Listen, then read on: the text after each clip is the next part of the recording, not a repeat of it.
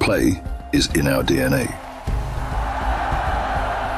Whenever we let it out, it becomes our superpower. Now imagine an entire city being built to supercharge it. Kadir City, powered by Play.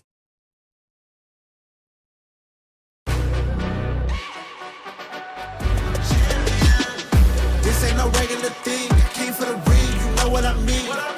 You see my name in the lights, better get right, I'm champion.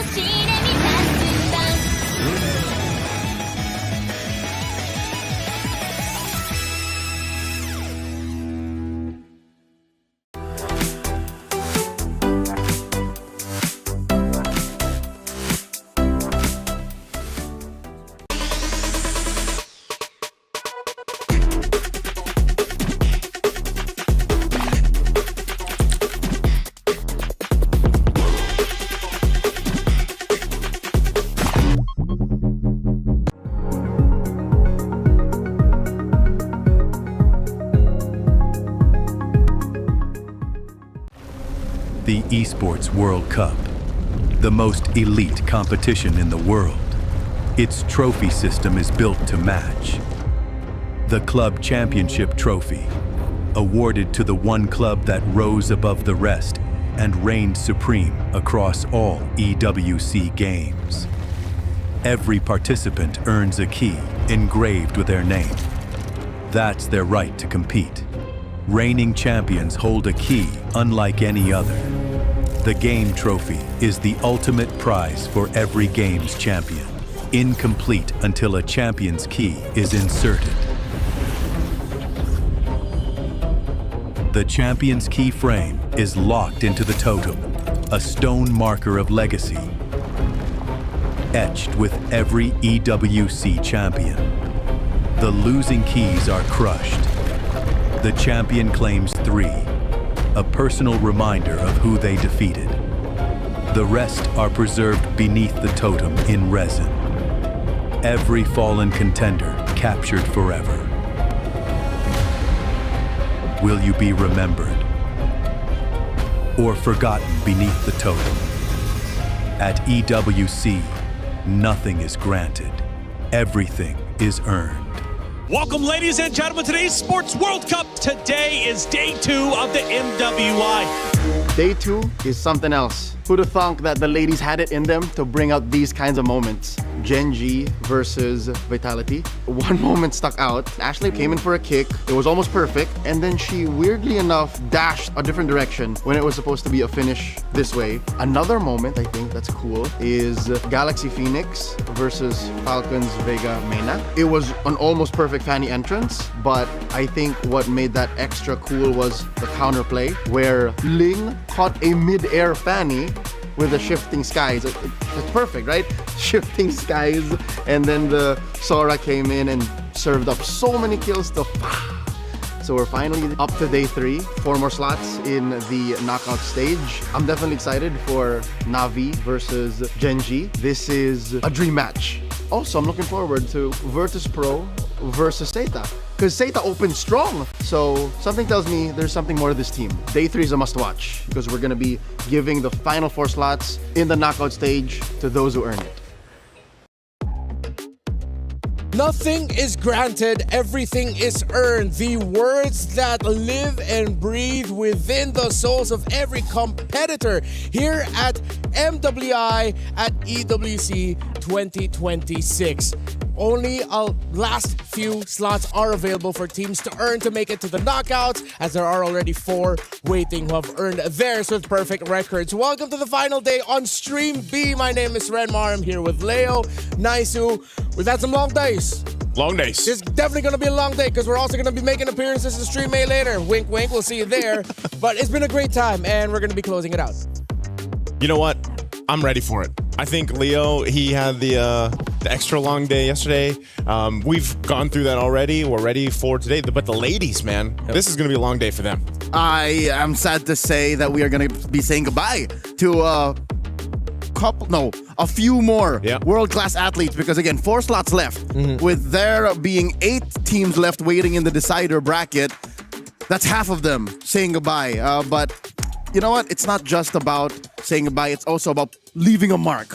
So here, regardless, whatever happens between Virtus Pro and Zeta, same on Stream B, we're going to be watching Falcons Vega Mena versus Foot.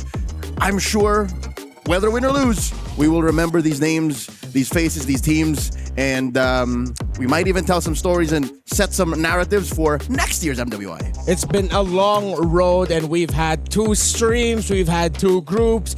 We're going into the knockouts. If you have any questions about how we got here and what we've done getting here, watch this. MLBB Women's International returns to the Esports World Cup 2026 for its historic 3rd edition. And for the first time ever, the grueling battle heads to Paris. As the one and only all-female championship at EWC 2026, 15 teams emerge through qualifiers spanning over 60 regions. Only one team bypasses the chaos, Team Vitality, returning as the title defender with a direct invitation. 16 elite teams will fight for a staggering $500,000 prize pool, one of the largest in women's esports history. MWI features 2 brutal stages, the group stage and the knockout stage. In the group stage, 2 groups of 8 are each locked in a double elimination showdown. To survive, teams must secure 2 series wins to claw their way into the knockout stage. One loss drops you straight into the lower bracket, where every match is crucial for survival. Lose again, and your tournament life is over. 8 teams will be eliminated. Only the top 4 from each group will advance to the knockout stage. In the knockout stage, the stakes escalate with every single step. Teams start in a best-of-3 quarterfinal before advancing to an unforgiving best-of-5 semifinal. Teams who fall short of the grand finals will be granted the opportunity for a podium finish in the 3rd-place match. Finally, the top 2 teams battling for the title in the best-of-7 grand finals. In this single elimination format, every match is do or die. On the world stage where dreams are shattered and history is made, a monumental $500,000 prize pool and crucial club championship points are on the line. But only one team will rise above. In the first of 2 MLBB championships at EWC, who will be crowned the queens of MLBB? 2 champions, 1 game. This is MWI at EWC 2026.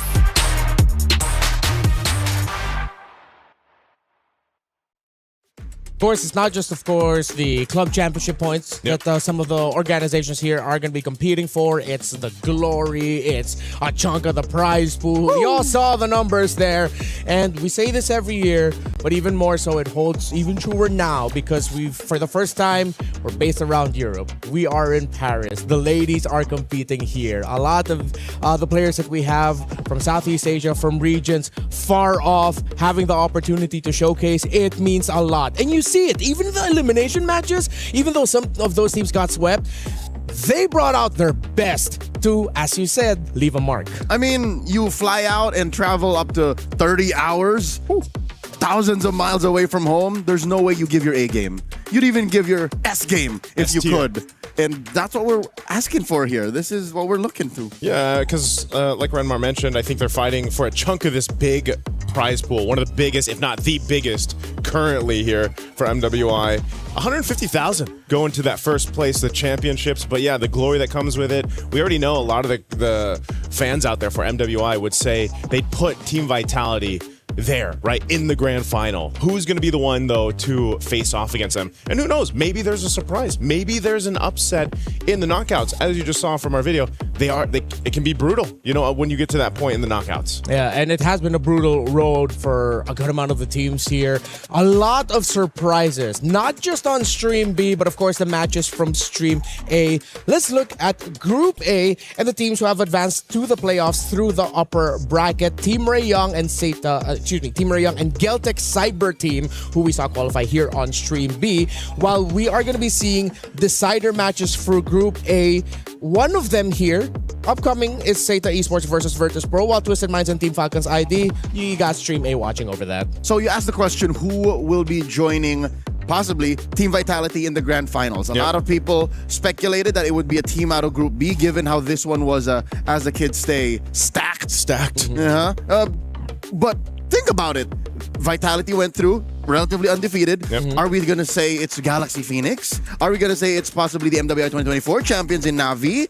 They're still fighting for tournament life? Or could it be one of the dark horses out of Falcons Mena or Foot Esports will be in action here in Stream B later on? Yeah, there's going to be so many good matches here as we see the teams walk out here for this match. But even that one, man, I hope I get a chance to go ahead and see that. The Gen G matchup versus Navi, because I felt like Navi yesterday when we were casting their games, it seemed like something clicked game 2 and game 3 for them. They were struggling. I mean, think about it. They didn't have a win up until game 2 of yesterday. Up until Shira gave her supersonic treatment. Buff. Yeah.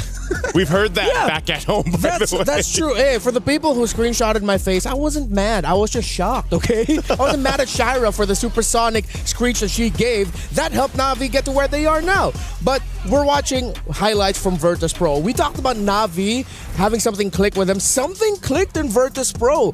We weren't able to see a performance like these from these players last year. Of course, they were in different teams. They were somewhat spread out, but it's good to see after all the experience that they've had, they finally got to show off. Another team that got to show off yesterday, though, Geltec Cyber Team. Now, that was a hell of a series. The Aulus? Like, that was my response watching. I was like, wait. And not just, it's the Aulus with the Hanabi in the same draft. Yeah, there are a lot of people in the community who screenshotted that and literally had the caption of, "This composition won MWI." POV, your last ranked game. Yep. I saw that online as well, and it was nice to get to interview Leobon there, their XP laner, and I asked why. Yeah, why the Aulus? Well, it's just a favorite of KOA. And now, of course, one of the highlights of this tournament, where you saw. Oh no, we didn't get to see it. But the other one. We'll call back to it later. Hopefully, we can. The full send Clint. This is it for the Filipino fans and maybe even Navi fans around the world. This was a tough one to watch as Falcon Daisy started it off with a pretty dominating start of the series, 1-0. Navi comes in with a reverse sweep as Ayanami continues the streak of playing unique EXP laners every single game. It's her, not Ayanami is the main one who snapped. Yeah. She realized it. There was something that they had to do, but I think they came together as a team. They fixed the weak points that they had. For sure. She'll be in action today, Stream A, but Stream B, this is what we got. Yeah, Seta versus Team Falcons Mena and Foot Esports. Seta versus, I will admit, I was shocked that we are going to be getting this match. And I'm pretty sure the second one that we're going to be having later is shocking as well as Team Falcons Mena. They were dropped down to this point by the team that's going to be starting off this day in Seta. Seta then would go on to get swept by Team Ray Young. So there's a chance we might see a little bit of a vindication later on because they still might end up meeting in the knockouts.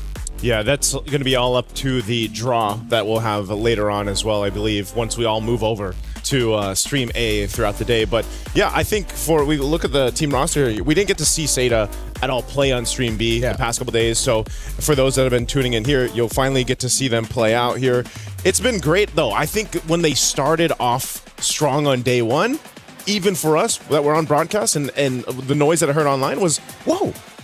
Wow, Seta comes out. It was a sweep, wasn't it, in their first matchup? Yep, I watched that 2-game series versus Falcons Vega ID, and something about Seta's debut was such an eye-opener. I called them a machine because they were so picture perfect in their mechanics, but something happened day 2. When they played again, they lost, they dropped to the lower bracket. Yeah. I want to see how they recover from that today. Yeah, I want to see if going up against Virtus Pro, they're going to ban out the Marcel from Minun because that is a really great Marcel with Virtus Pro. I feel like if they end up giving Minun a hero that can constantly provide vision and just be, as I'd love to say in the Philippines, a mosquito to deal with. Mosquito, yeah. Virtus Pro is going to be happy. But you called it a mosquito and it had a longer... I call it the straw because I actually don't know what it's called. Because it was the Revitalize, right? Yeah, because it was a Revitalize. Also, in the interview with Livin, she did mention, what made them work yesterday was they slept better and they ate breakfast. So I hope here for this matchup, leading into it, they had their breakfast. I feel like that's a common theme for the previous MWI, EWCs that we've done. How many teams in the past have said, not just in the women's scene, but also in the men's scene, just because we ate a better breakfast, we ended up winning. Weirdly enough, a prolific EWC champion, I think it was Innocent, who doesn't eat the day of a big match. He's on that intermittent fasting. No. And then, wait, is that when he said that the day that he decided to eat, they performed like monsters? Or am I misremembering it? I just know that if it was up to him, he would keep it light. But that's him. That's him. The ladies, maybe a different story. And we proved that. Joseph fast yesterday. Yeah. I think either way, whatever they needed to do, now's the time to do it. Whether you have some special... Last chance. Yeah, last chance. Last chance. That's the last chance right now. Yeah. And I wish them bon chance. Forgive us if we're butchering the pronunciation in French. We are willing to learn. Send us voice messages. We don't mind. In French. Whoa, okay, here we are. In the draft. And All right. the match. And the match. Seta, Virtus Pro. I'm wondering if we're going to see some more unique picks in the Rome for Seta. I appreciate any team who, after the changes in the meta, said, you know what works right now? Take Rio. And they won with it. They did. Okay, might have been an isolated incident. Yeah. But Tigreal is so good because teams who are incapable of popping that Purify pay the price. So Tigreal can do that a modicum of ways. So TM, coming soon. I can see why, you hoping for more Tigreal makes sense. Pop that Puri like this. Like this. All right. Okay, respect right away for 2 roamers that fit the bill of annoying to deal with for Minun. Say to take away the Atlas and the Marcel. You still have picks like Juicin up, Freya, but with the Phoveus up, there's a whole Freya Phoveus trade. And of course, the best EXP laner right now, can't go wrong with an Esmeralda first pick. It's crazy to think that we're back in this phase of Esmeralda, just dominating the XP lane. It was never a phase, Mom. It was a phase. It was a lifestyle. It was a All lifestyle. right. It was and it's just so good. It's been picked up so much. So but the response usually on that red side, flip side, you can get yourself the carry, but it's banned out in this case. So what do you go with? And there's only been one sure solution. Yeah. But it's like a 2-step kind of complex solution. And it was employed yesterday by Navi very efficiently here in Stream B. Yeah. The Balmond plus physical shred. Yeah. Oh, that was good. That was very good. Let's see if Virtus Pro has it in the back pocket. Yeah.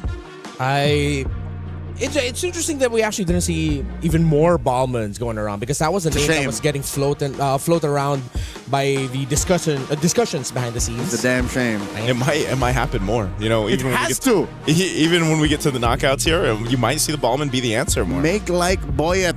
He scored a ticket Yeah. to, come back to France. Exactly. All right. If Saito aren't careful, since they banned out the carry, there's an off chance that Virtus.pro might show up with an Alice later, because carry is one of those heroes that handles the shred really well. However, if Saito want to get funky with it, they can still show up with a Lunox maybe in the mid later on to deal with it, but Alice plus the glue looks really great for Virtus.pro. Oh. But of course, I think one of the best, definitely ST roamers right now, Beleric. Yeah. Because Seita's on blue, they end up with a jackpot first half. Yeah. Yeah, this is so good.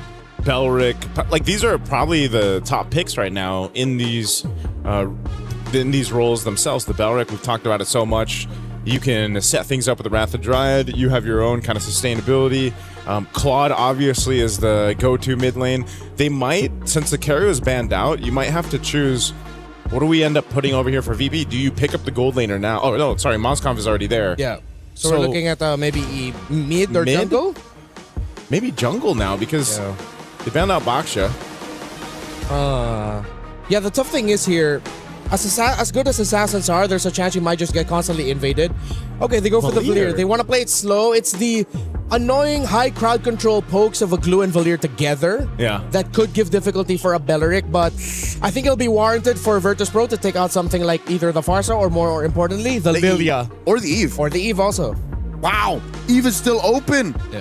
Eve's been left open a lot of the times through the draft, man. Yeah. Like, it's been kind of waited on. Except for game 2 or 3 if you get there. Yeah. Because they learn, We need this. Eve is very good. Yeah. Hey, Carmilla Jungle. We saw Carmilla Jungle on this stream. I just don't remember which From one. Falcons Vega Main. Yeah. Falcons Vega. Falcons Vega. Thank you. That's yes, right. yes. So they'll be in action later. And I think Virtus.pro would rather just be safe than sorry. Yeah, because with a high invade style of what the Beleric and Esmeralda could potentially bring, Carmilla in the jungle going up against that means you're definitely gonna get invaded. Yeah. So Virtus.pro really look like they just want to keep their jungle safe. Yeah, I mean, Miss Meow already showed the Ling, right? Yeah. It struggled a bit in being able to get... But so far, Ling in general has really... It's been a hit or miss, and I think it's been missing more than hitting so far. But she could still pick an assassin for this, but that's why they are going to hone in on some of the picks. Lancelot probably would have been one of the better picks for Miss Meow. But unless she still decides to go utility, and I think that's why also it depends on... they might hold on to the jungle pick towards the end, that last pick on red side. Yeah, I wouldn't mind that too. I was thinking, just really trying to think of the possibilities. It would be best if it goes in that slot. Yep. Because you really want to see if Seta want to pull off of a surprise. If Seta go for a off-kilter pick and then they pick up something like an X-Borg in the jungle, Virtus.pro, they'd be happy that they didn't pick up something like a Fredrin much earlier on. Because with Lancelot and Lingon, you are close to out of top assassins. You still have the Harley and Suyo, but do you really want to pick those up knowing that Seta have picks that love to invade? Oof. The choices narrowed down. I like how they banned out the Sicilian and the Carmilla. Yeah, the couple. The couple's gone. But that was showed here yesterday too. The Sicilian was picked up. Definitely a late game impact. MIBR loss. MIBR loss. Yeah. That's one of the picks that personally I believed would be picked up more. You can't afford to get greedier with your mid laner because junglers farm so much faster. Okay, Nolan. I feel like they should have shown this later. Yeah, I was expecting him to do that too. Yeah, unless they were worried that Seta would take it away from them. But I feel like this is like a trap by Seta, knowing that Nolan is one of the last best assassins you could go for. You don't want to go back instantly to the Suyo Harley. Now Seta can quickly try to answer this. That's blue power again. You think you're in control of the red 5, but you make a slip up like this and expose your jungle so quickly.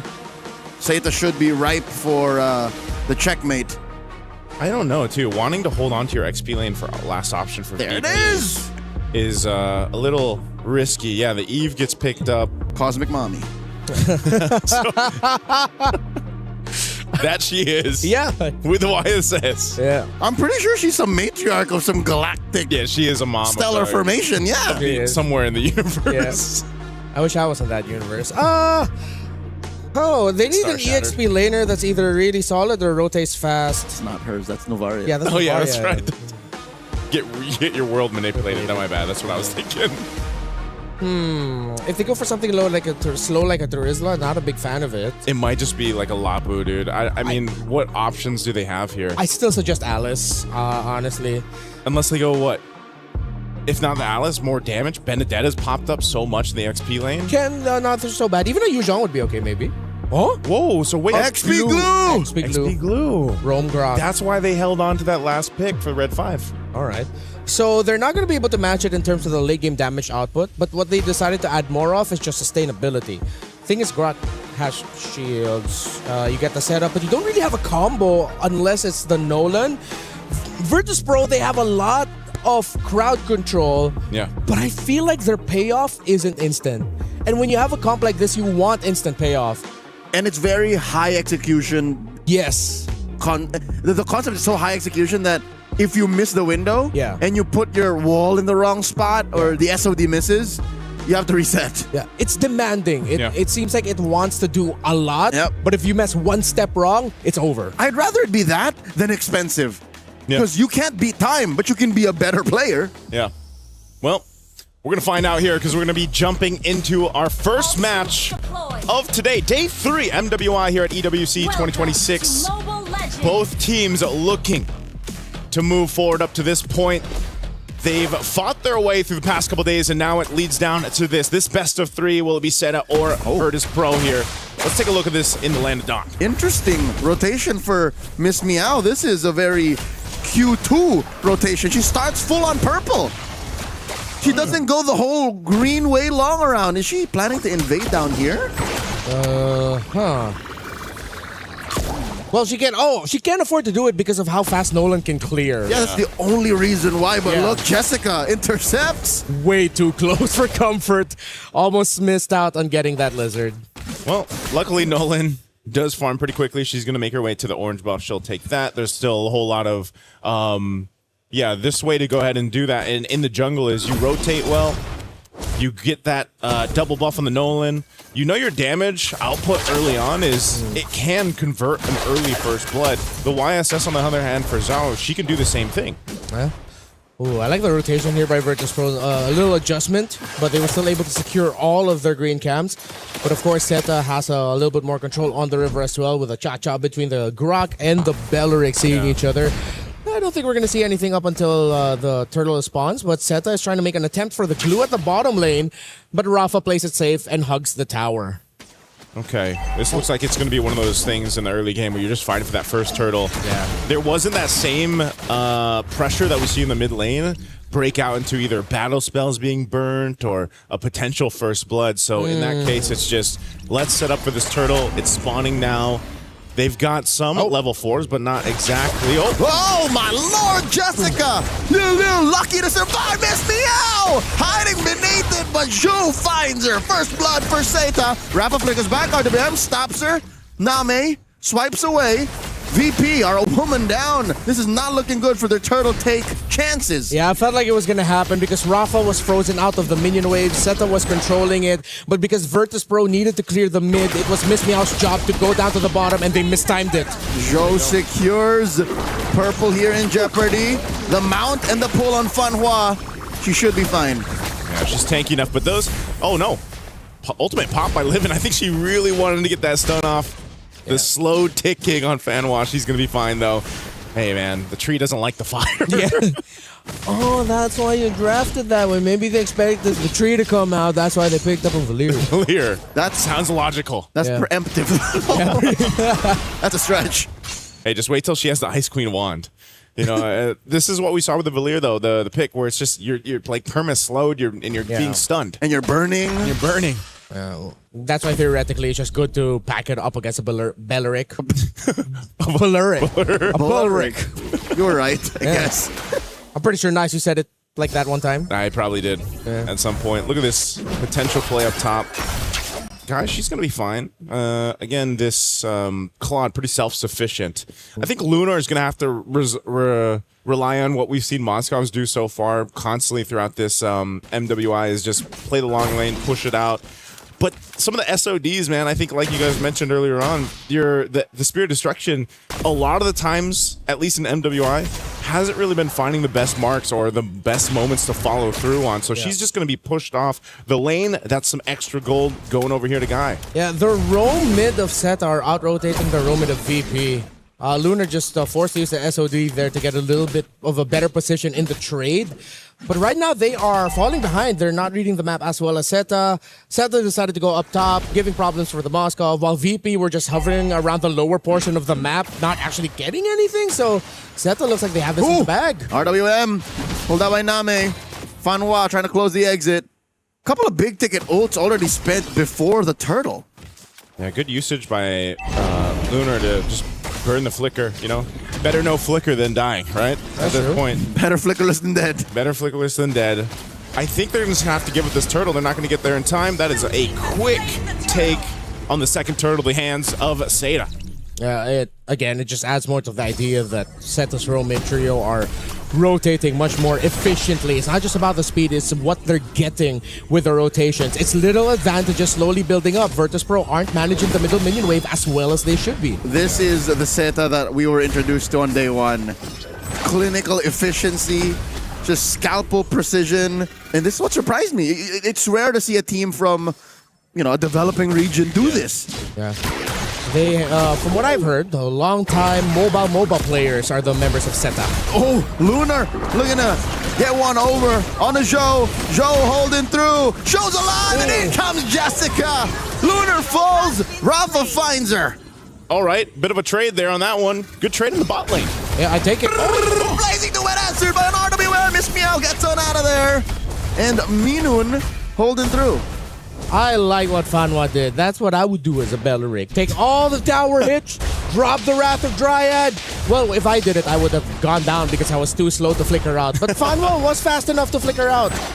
Yeah, that's kind of what you have to do, you know, in this case, because what we're seeing is VP's not really wanting to fight. If you look at all the interactions so far, past few minutes, it's just been Seta saying, hey, we'll fight you if we need to. We'll at least burn some of the battle spells out too. And the ults. And the ults. And so far, it's just been Virtus Pro kind of responding to that. So far, in these matches we've seen in MWI, it's been that kind of back and forth between the teams where it's just that one team being the aggressor, and right now it's Seda.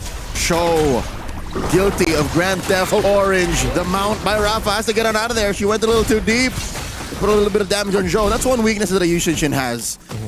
Admittedly, even if you have quite the kit, you're very vulnerable to burst. They were able to burn out the flicker of Name. Virtus Pro will be able to get their grab in time, get that mount.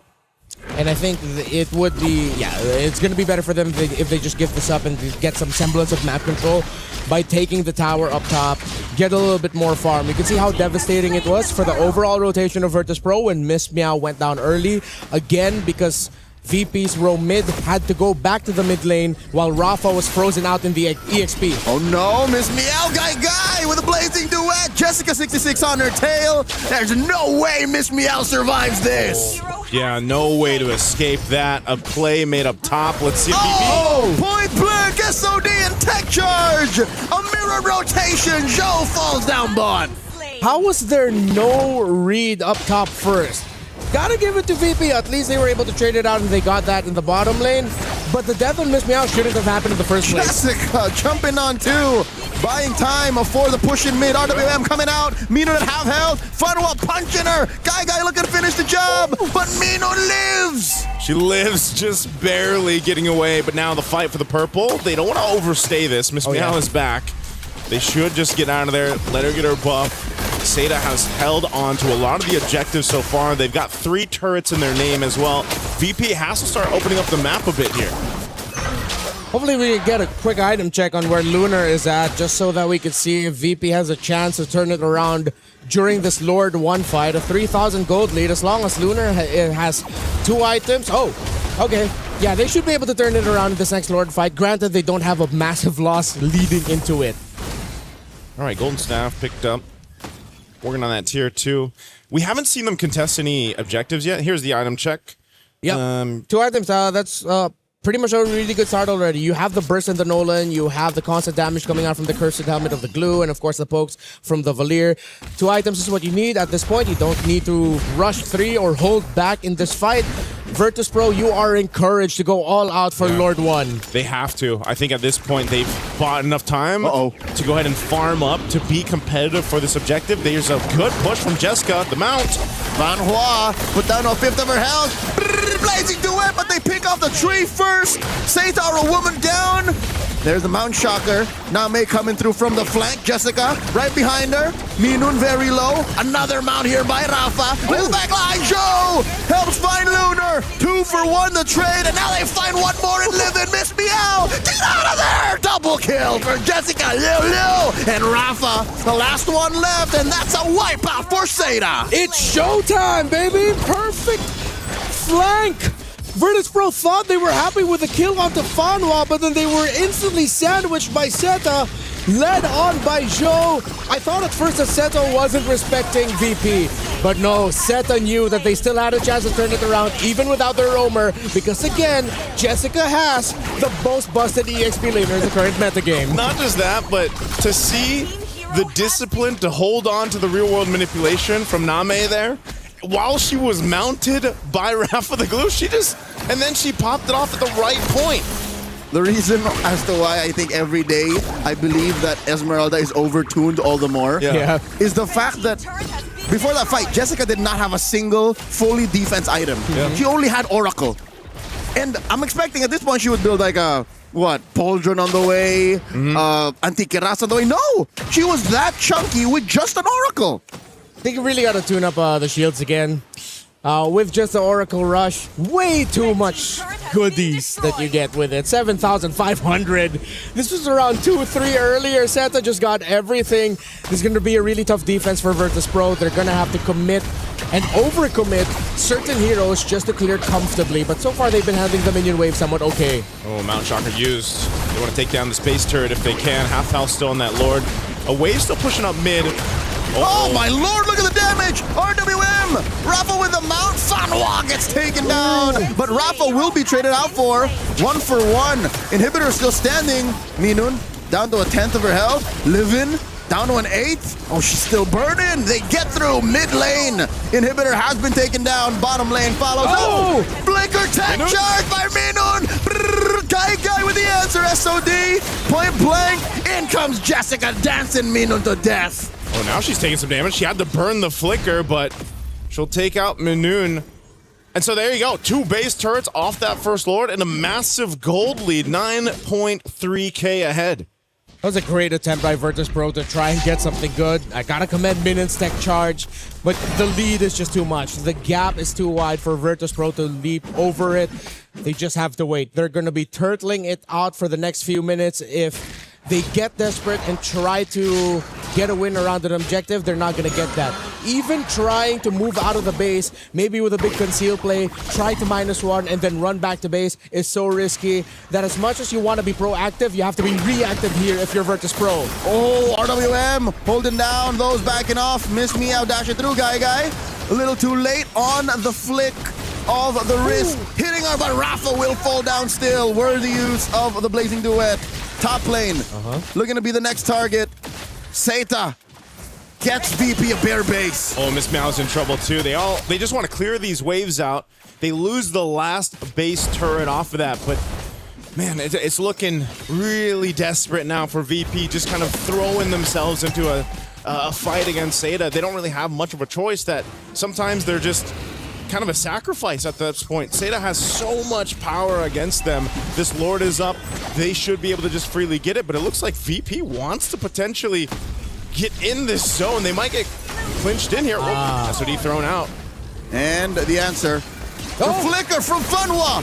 The Wrath of the Dryad. Blazing Duet pushing back too. And down goes Lunar and Minun. Miss Meow follow through, Livin as well. And now Rafa falls. The wipeout. Seta are moments away from going to match point.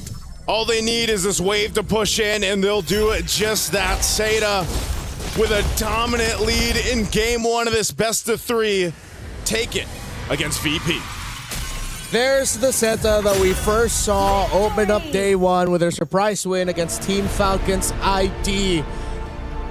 Efficient, decisive, and deadly across the board. Virtus.pro has a lot they need to get right to force game number 3.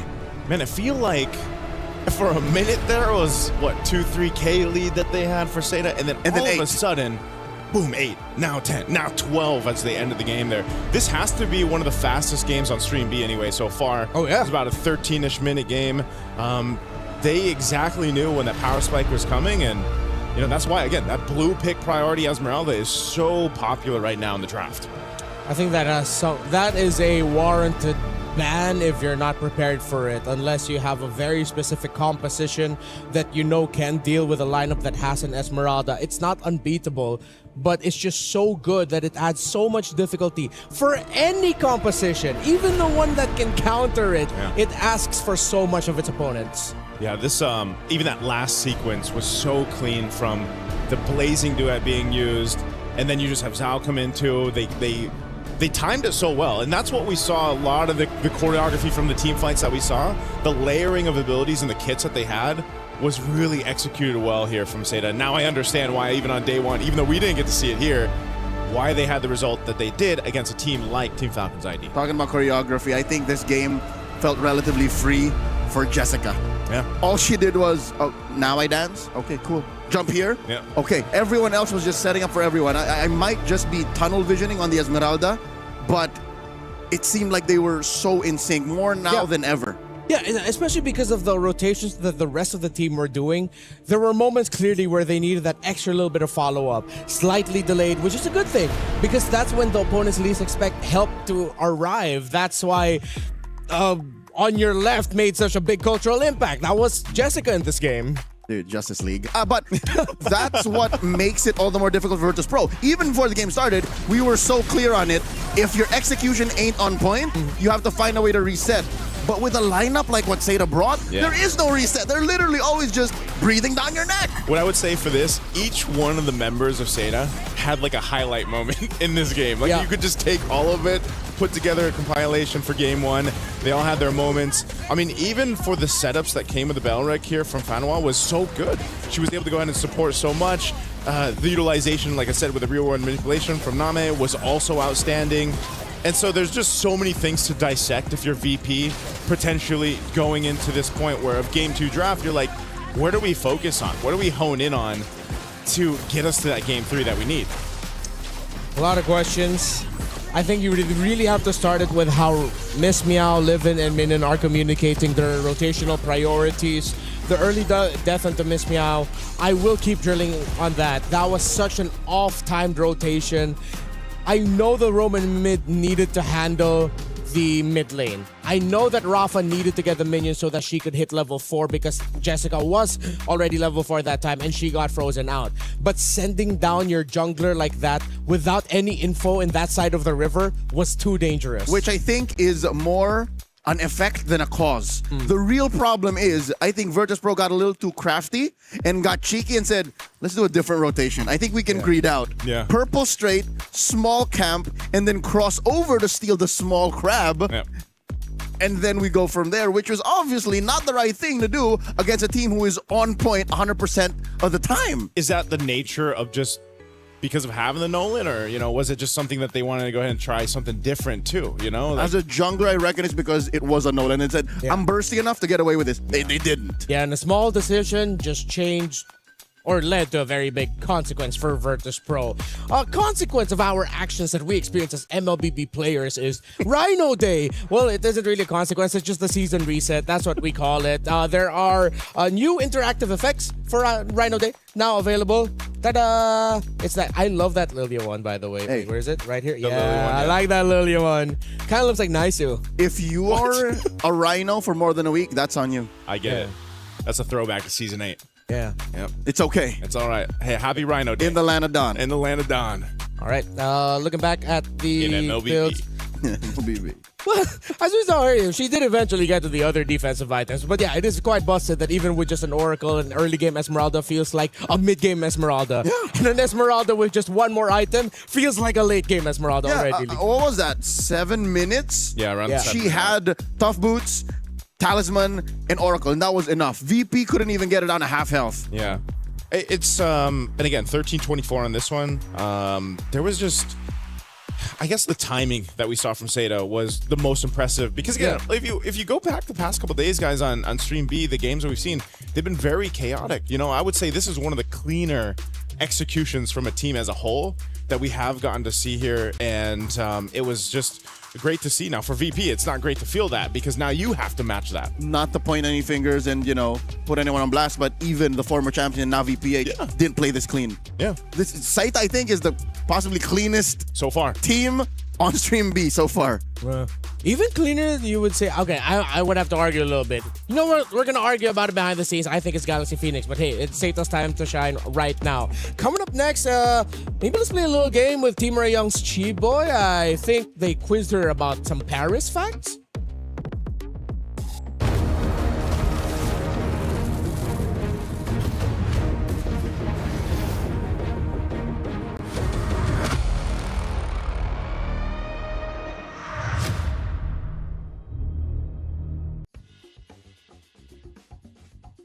It's your boy Mirko, and I'm here joined by Livin and Keyboy. They're gonna go up head to head in this true or false battle. Paris is known as the city of romance. True. You guys are wrong. It's false. What? Paris is known as the city of light.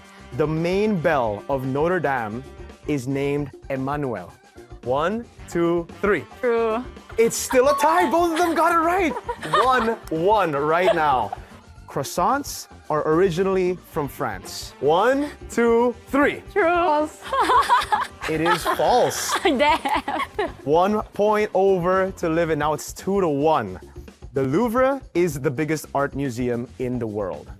1, 2, 3. True. It's 3-2 now. Yes, it is true. There are no stop signs in Paris. 1, 2, 3. False. If there is, it's wrong. True. It's true. Yeah. Oh my god, I tied it up. Let's go, guys. So now it's 3-3. There are 132 playable heroes in MLBB. 1, 2, 3. True. It's false, I think. So it's true and false. Yes. Chiboy, unfortunately, you are correct. Oh, damn. Yeah, there you go. Hey. So no punishment. You guys are free to go. I'm joking. There's a punishment. You're gonna have to brutally now smack your friend in the head. Me? Yeah, the winner. Yeah. Okay, I'll be soft. Yay! Friends. If you guys want to catch more of this friendship, Chiboy and Livin, tune in to MWI EWC26.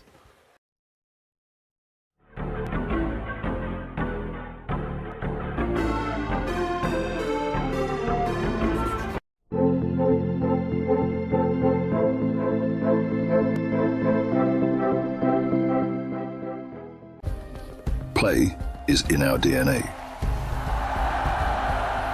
Whenever we let it out, it becomes our superpower. Now imagine an entire city being built to supercharge it. Kadir City, powered by Play. We were there. For every click, every clutch, every respawn. We were there for the years of grind. And we're here. Now. The proud founding partner of EWC. Powering the biggest event in gaming. Shoulder to shoulder with the world's best. Making history. Greatness deserves a stage. Lenovo Legion. Reach your impossible.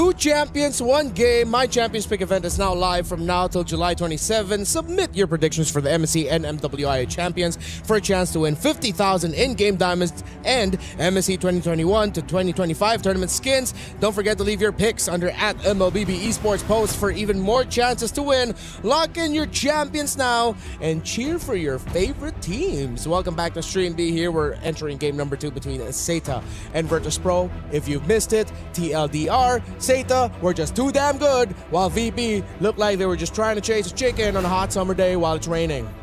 In Paris. In Paris. But it's not raining. But it's not raining. Oh. Yes.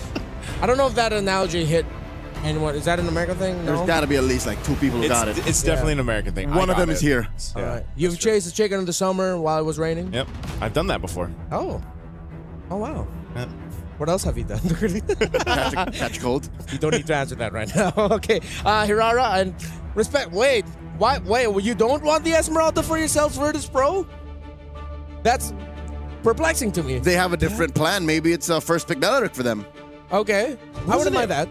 Wasn't it Rafa that had that amazing base defense with the Esmeralda? Yeah. In yesterday's game? She was the one dancing like crazy yesterday. I'm so surprised with that ban. They could be leaning more towards, if it's not the Beleric, their major trade pieces will be things like Beleric, Paquito, Freya. Like maybe that's where their priorities are maybe at. the Freya. I don't know if first pick Freya is worth it anymore, though. Anymore, yeah. It popped up a lot in the previous days, no? But always as like an additional. Yeah. It's always a +1, but never the one. Even the Eve. Again, a lot of this is more, at this point, respect, but also we'll know off that first pick, blue side, what VP wants to do with the draft here. Seta's last ban.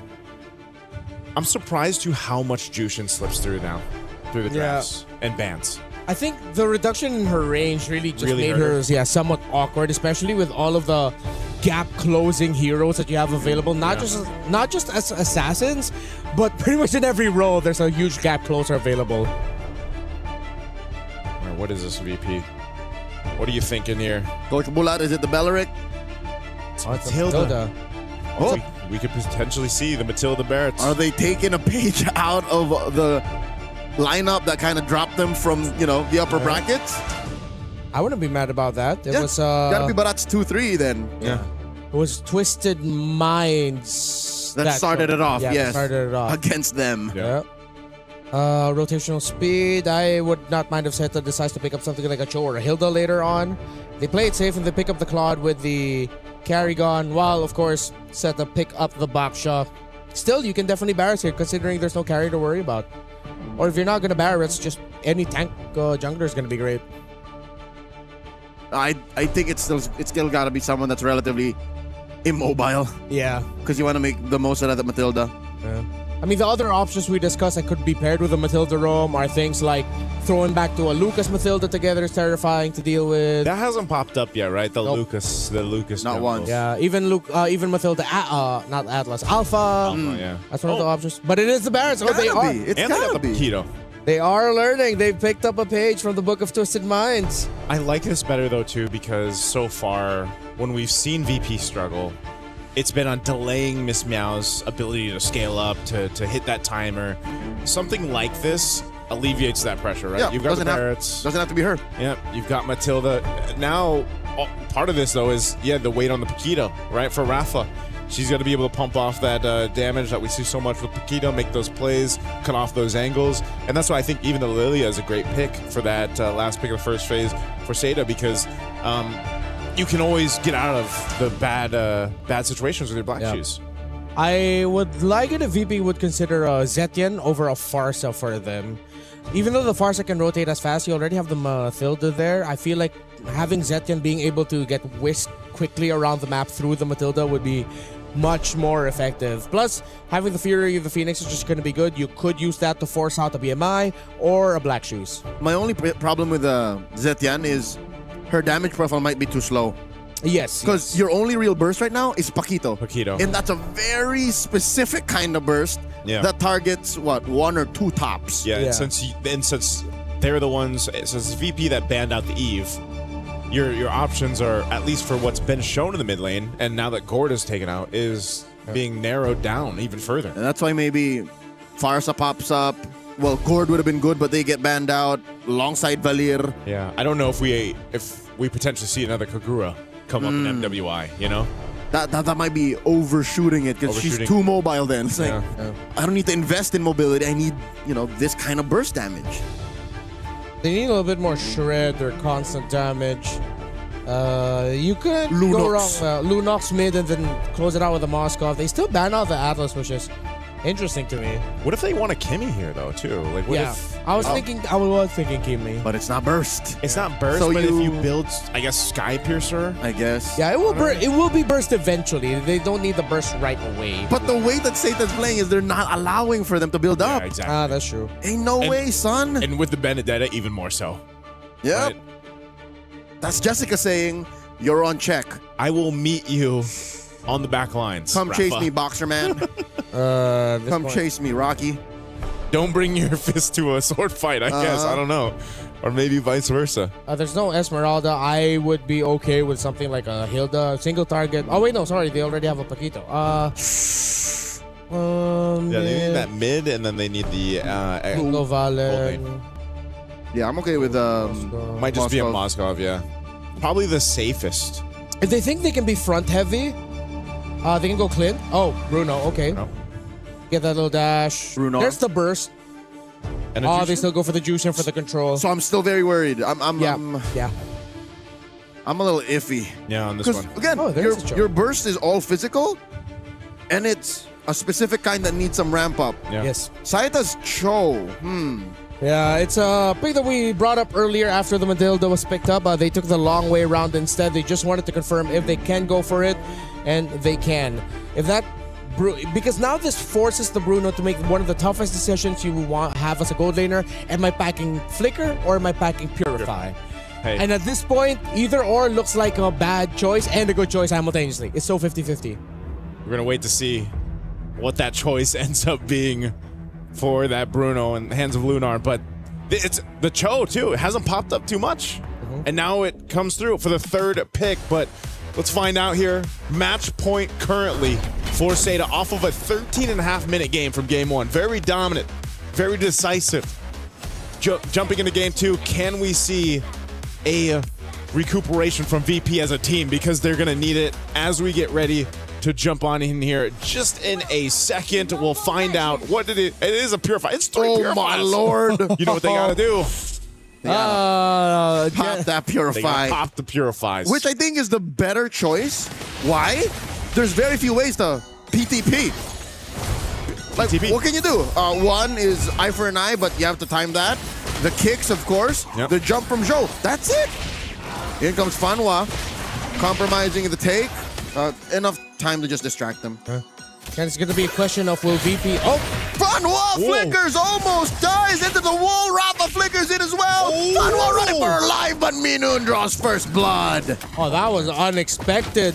And Lunar will be able to purify. Oh, Guy finishes the job. It's just a trade. And that's why that's a tough choice, whether or not Fury or Flicker. Rafa, good call on her to commit the Flicker so that she could get that kill onto Fanhua. Meanwhile, Lunar, I think a lot of her game is going to be a lot of what we saw earlier.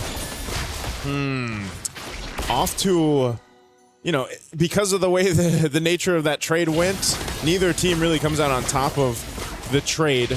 But it is an early kill, at least for Guy on this Claude, so she should be fine in that lane against the Bruno matchup against Lunar. But you have the first turtle in 20 up to this point. Seda rotating around, having this Baksha too. We'll get there quickly. Again, we're on flying clouds. So even when it come down to the defense, some of these team fights, we've seen it before where some teams, they go into these extended team fights because of the nature of flying clouds. They end up overstaying a little bit too long because the opposing team can just get back there in the fight very quickly. But this turtle's already up, and they are doing quick work to secure this first turtle for Seda. Nothing that VP can do. Good recovery from the Chinese squad down bottom. Guy blazing the wet into Lunar. Oh, wow. Look at the freeze. Look at the freeze. Yeah, Lunar is struggling in the lane. That quick early rotation by Zeta It's going to give her a lot of difficulty. Even Miss Meow couldn't get to that turtle in time because she was still not level 4, just barely about to hit it, meaning that Zeta is once again, similar to game number 1, hitting their rotational beats and timers at the right time. They suffered a death, yes, but they recovered quickly and they have been relentless with taking control of the river. Okay. Keeping control in the river. For VP too, in this sense, you know, you want to maintain your jungle, and this is going to be a problem. They're already feeling the pressure here. Looking for a quick choke up. Double as Funwa tries to get on out of there. Brrr, blazing duet, serves up a kill to Zhou. Black Shoes keeping her safe. Looking to finish the job, get a little bit more as Name and Zhou get on out of there. In comes Jessica. Quick lantern flare here. Zhou rolling out. Jessica drops the Electo final blow. But Livin gets a little shields there to survive. Looks good for the team. Zeta, still they are going to be controlling it. Oh, that Paquito, a bit too deep. Oh, it gets to market perfectly. Minan able to counter and get a kill. Fanwa ran out of dashes. Yeah, that buffed up Matilda damage, man. It's showcasing itself here in game 2. 2 kills now on Minun. And, you know, one thing that Zeta's going to have to respect is, even if they're pressuring the jungle like we just saw, is, again, the amount of mobility and utility that this lineup that VP does give them is something to take note of here. Now, with the river spawning up, the Paquito still up top. Seems like the EXP laners will not be joining here, but with a fast clear already by Rafa, VP will have the numbers advantage for this turtle. The box is still far off, but no one's starting it on the side of VP, which is quite interesting to me. They already have the numbers advantage around the river. If they started it, they would have forced Zeta into making an early unnecessary dive. Second turtle up already, circling eagle by Mino, knocking Funwa up, serving up, but that is welcome. Guy with a blazing duet back, and Funwa gets taken down. Zhou in the middle of it all. Puissance looking to secure the turtle. Jessica, another Electo final blow, helping Zhou secure. Rafa one-on-one. The sword better than the fist, and Zhou gets lantern flare once more. Baksha unite. Mamba out. Miss Meow escaped with barely a sliver of health, but yes, even though VP got a nice start to that team fight, it happened a little bit too late. If they started it off a little bit earlier, maybe their chances of getting the turtle would have been higher. But since Zeta was able to set up and respond to the initiation of VP because they were much closer to the turtle, then Zeta walks away with the turtle and some wins. Okay, off to it. Some of the wins on both sides here, but right now Zeta trying to hold on to a bit of a lead up to this point. There's the scalability is one of the main points of contention. Whoa, damage. Rafa trying to get one over. Jessica still picks the fight with a Puissance, but Rafa knocks her out. Zhou, I don't think she can finish the job. You're not alone. Guy, 2v1. She and Lunar, one more beat, and Fanwa looking to get it, but do they know Miss Meow and Livin are here? Miss Meow and Livin, the Crimson Beacon, the detoners welcome. Throw in Fanwa into the wall, the flicker, back end, a choke up and take down. They do not have an answer for this Barrett. The control that Virtus Pro is showing after a few slip-ups early on, after Zeta looking like that they'd be able to manipulate the map a little bit towards their favor. Virtus Pro are still a difficult team to fight against with their Barretts. Still, Zeta might be able to keep up control by the pressure that they're applying at the right time through the side lanes. That is so difficult to deal with, like we mentioned, with the utility offered from VP's lineup. And even the punching power, the literal punching power from Rafa, you already saw, is keeping Jessica on her toes instead of like when we saw her with Esmeralda in the previous game. She's got a little bit of free reign, that little kick going to be used by Fanwa. No follow through on that one. And that's one of the difficult things about being a Cho in general, but even more so now you have this Matilda to worry about. Daytona's welcome to. Won't land on anyone. The fight for the turtle, 3 for 3 though for Zeta. Despite them actually losing out more of the big team fights, Zeta are still able to get a majority of the major objectives. It's the timing. Again, it's the rotations when they decide to park themselves around the objective, the minion waves that they decided to flow and freeze at the right time. And again, we go back to Turtle 2, the window that Virtus Pro had to take Turtle 2. They didn't jump on it, and now Zeta is continuing to slowly dismantle Virtus Pro's presence in this map with Invade. Oh, Crimson Beacon through the wall! Joe! They want to get a choke up, but instead they get a kick, and Joe back to Unite into it. Fanwa falls first, Lunar scores. Puissance back to disincentivize forward momentum. VP punish Zeta. Yeah, good punish there. This is what they have to do, though. They have to play to their strengths. VP definitely feeling it better here in Game 2 because of this composition. This is why it's worked so well for other teams that have drafted it. Now, this also just allows you to have that space for Lunar. Lunar on the Bruno, and which is, mind you, one of her better heroes that she's been known for, too, is going to be a big threat through the course of this game. Now that we're approaching that mid to late. Oh, Fanwa again trying to get the kick. That's a conceal alongside Joe. They answer with a Circling Eagle, knocking up Fanwa. Miss Meow misses. The deadness welcome. This is a good chance for Zeta to reconfigure their approach, but instead the map is something they address first. VP has been working on it. Yeah, at least we get to see VP balance things out in terms of the map control. They're being aggressive in terms of trying to get the fights in their favor, but they're still not forgetting about their map. After a few minutes of Zeta pretty much running all over the side lanes and using those minion waves to pressure Virtus Pro out of the timings. How is Jessica alone here, able to eye for an eye and back out? She didn't get the Daytona's welcome again, but Jessica is going to be hard to catch on a Benedetta. She gets away.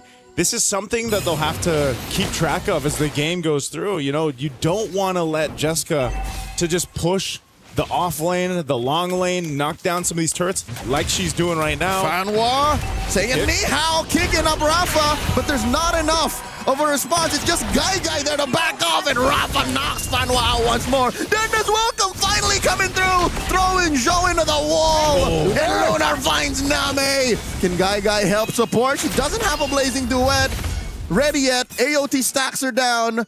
VP looking to get the Lord. The inevitable reality of the composition of Virtus Pro. Way too tanky, too much damage. Joe, can you steal it? Can you? And she misses. Miss Meow with the secure. Even though they're both at level 11, I think it was a matter of timing. Miss Meow, what precision. Yeah, definitely timing there. Crucial that they got that, though. I mean, again, 3 turtles went over to the Zeta, but as long as that Lord goes to VP, they can start pushing down some of these turrets a little bit more. They've got 2 in their pocket. Blazing duet a little too soon for Guy. And they do get the jump on Aminun. Miss Meow can't save her roamer. Salute to all the roamers out there. That's how it's done. Merci. Not like the Gata that I got earlier in the day who would be the first one out. Hopefully he gets to watch this. Oh. Good job, Minun. Yep, sacrificing herself there. Oh, Fanhua be able to get away. This has been a really difficult Cho game for Fanhua. You know, 6 deaths, but it's all because she's trying to get to the point where she can get the angle and the kicks. But what's difficult is you literally have to pop 3 purifies, man. You gotta be able to get into the zone. And if you do kick, you're still susceptible to getting crashed down, even if you get the purify out. I mean, it was said 3 times. Pop that Puri like this. Oh! Pop that Puri like this. Crimson Beacon. There's so many ways for them to PTP, y'all. Yeah. There's just too much. And that's why that Cho pick was a bit of a risk when it did come through, but right now I think Zeta really just wants to go ahead and get to a point where their Claude is online for Guy. She's got to get that Trinity. Jessica's been doing work. Uh-oh. Burst coming through. Eye for an eye on that last one. Jessica survives. Not a lot of Benedettas can really make the matchup against the Paquito work. There have been moments of brilliance by Jessica, but it's still a reminder that when it comes to this specific matchup, Paquito almost always has the easier time between the two. Benedetta mostly usually wins when she's away. Yeah. The difficult thing now for Zeta is that even though they can Whoa! Guy looking go for the flank in the Unite knockdown is able to take out Minun. She's not going to be part of the next fight. As I was saying, the damage for Guy is what they were waiting for. Fanwa with a kick on Miss Meow. Answers with a Dennis welcome. The Puissance has a spicy little potato. And Guy with a blazing duet might take down 2 and Miss Meow falls. The current trade, 3 for 1. What a collapse by Virtus Pro. I thought Minun was a little bit more forward because they had a way out. It was way too risky to be up that far, and it seems like they underestimated what Zeta could do with the surprise initiation. Man, looking at this replay, this is what I was talking about. Look at the damage. Where did that come from? And the pickoff on Minun was what started it all. Yeah. If Minun was there, imagine how she could have maybe saved a few members of VP, how she could have punished Seta a little more, maybe dulled the damage that was being brought out. Seta's just... That's that utility that Matilda brings, and then when it's gone, you really feel it on the team. Yeah, I know they had the Matilda there and they were probably just protecting that side of the jungle, but your Barretts wasn't there. If Barretts was already on the way crossing the center of the map, then it's good for you to be up ahead. That's a little baby Barretts. Black. Shoes already used up. Kinda cold. Crimson Beacon. What is Livin looking for here? She has no Purify just yet. Lunar does, though. Lord gets soft reset. Fanwa holding onto the Y brush. Minun gonna be checking in. Guy denying the peak. Yeah, that's not going to happen. Lord reset. Jessica's going to go back up top, push that long lane to try to get someone's attention for this. They can just go ahead and post up right now. Seda has really found their footing in this game. Might taking some damage. Circling Eagle use. Oh, it's a little too much. The hurt that Minun brings alone. That was all just Minun. Oh, there's And the a kick. They find one. It's Miss Meow blazing duet into 3, into 4. And in comes Jessica taking down the big Dino. And Rafa is going to pay the price. She gets run down by Seda. 2 free kills. Unfortunately, Rafa missed the start of her combo. Could not get that big knockout strike to turn it to the favor of VP. Without the Barretts, without the Paquito, they are severely lacking damage in front line. Seta jumps. Fanhua might get punished here. Serves a kill over the Lunar. And they get one down. Lunar gets shut down. Jessica Liu finds another. And she gets shut down by Livin too. It's a bloodbath post-Lord. I said it earlier at the beginning of the game. Flying Clouds is the map that we're on. And if you stay a little bit too long, I know they wanted the Lord, but they got punished. That's what happens. They just keep fighting. They caught farting. I have to apologize, Livin. I wasn't familiar with your game.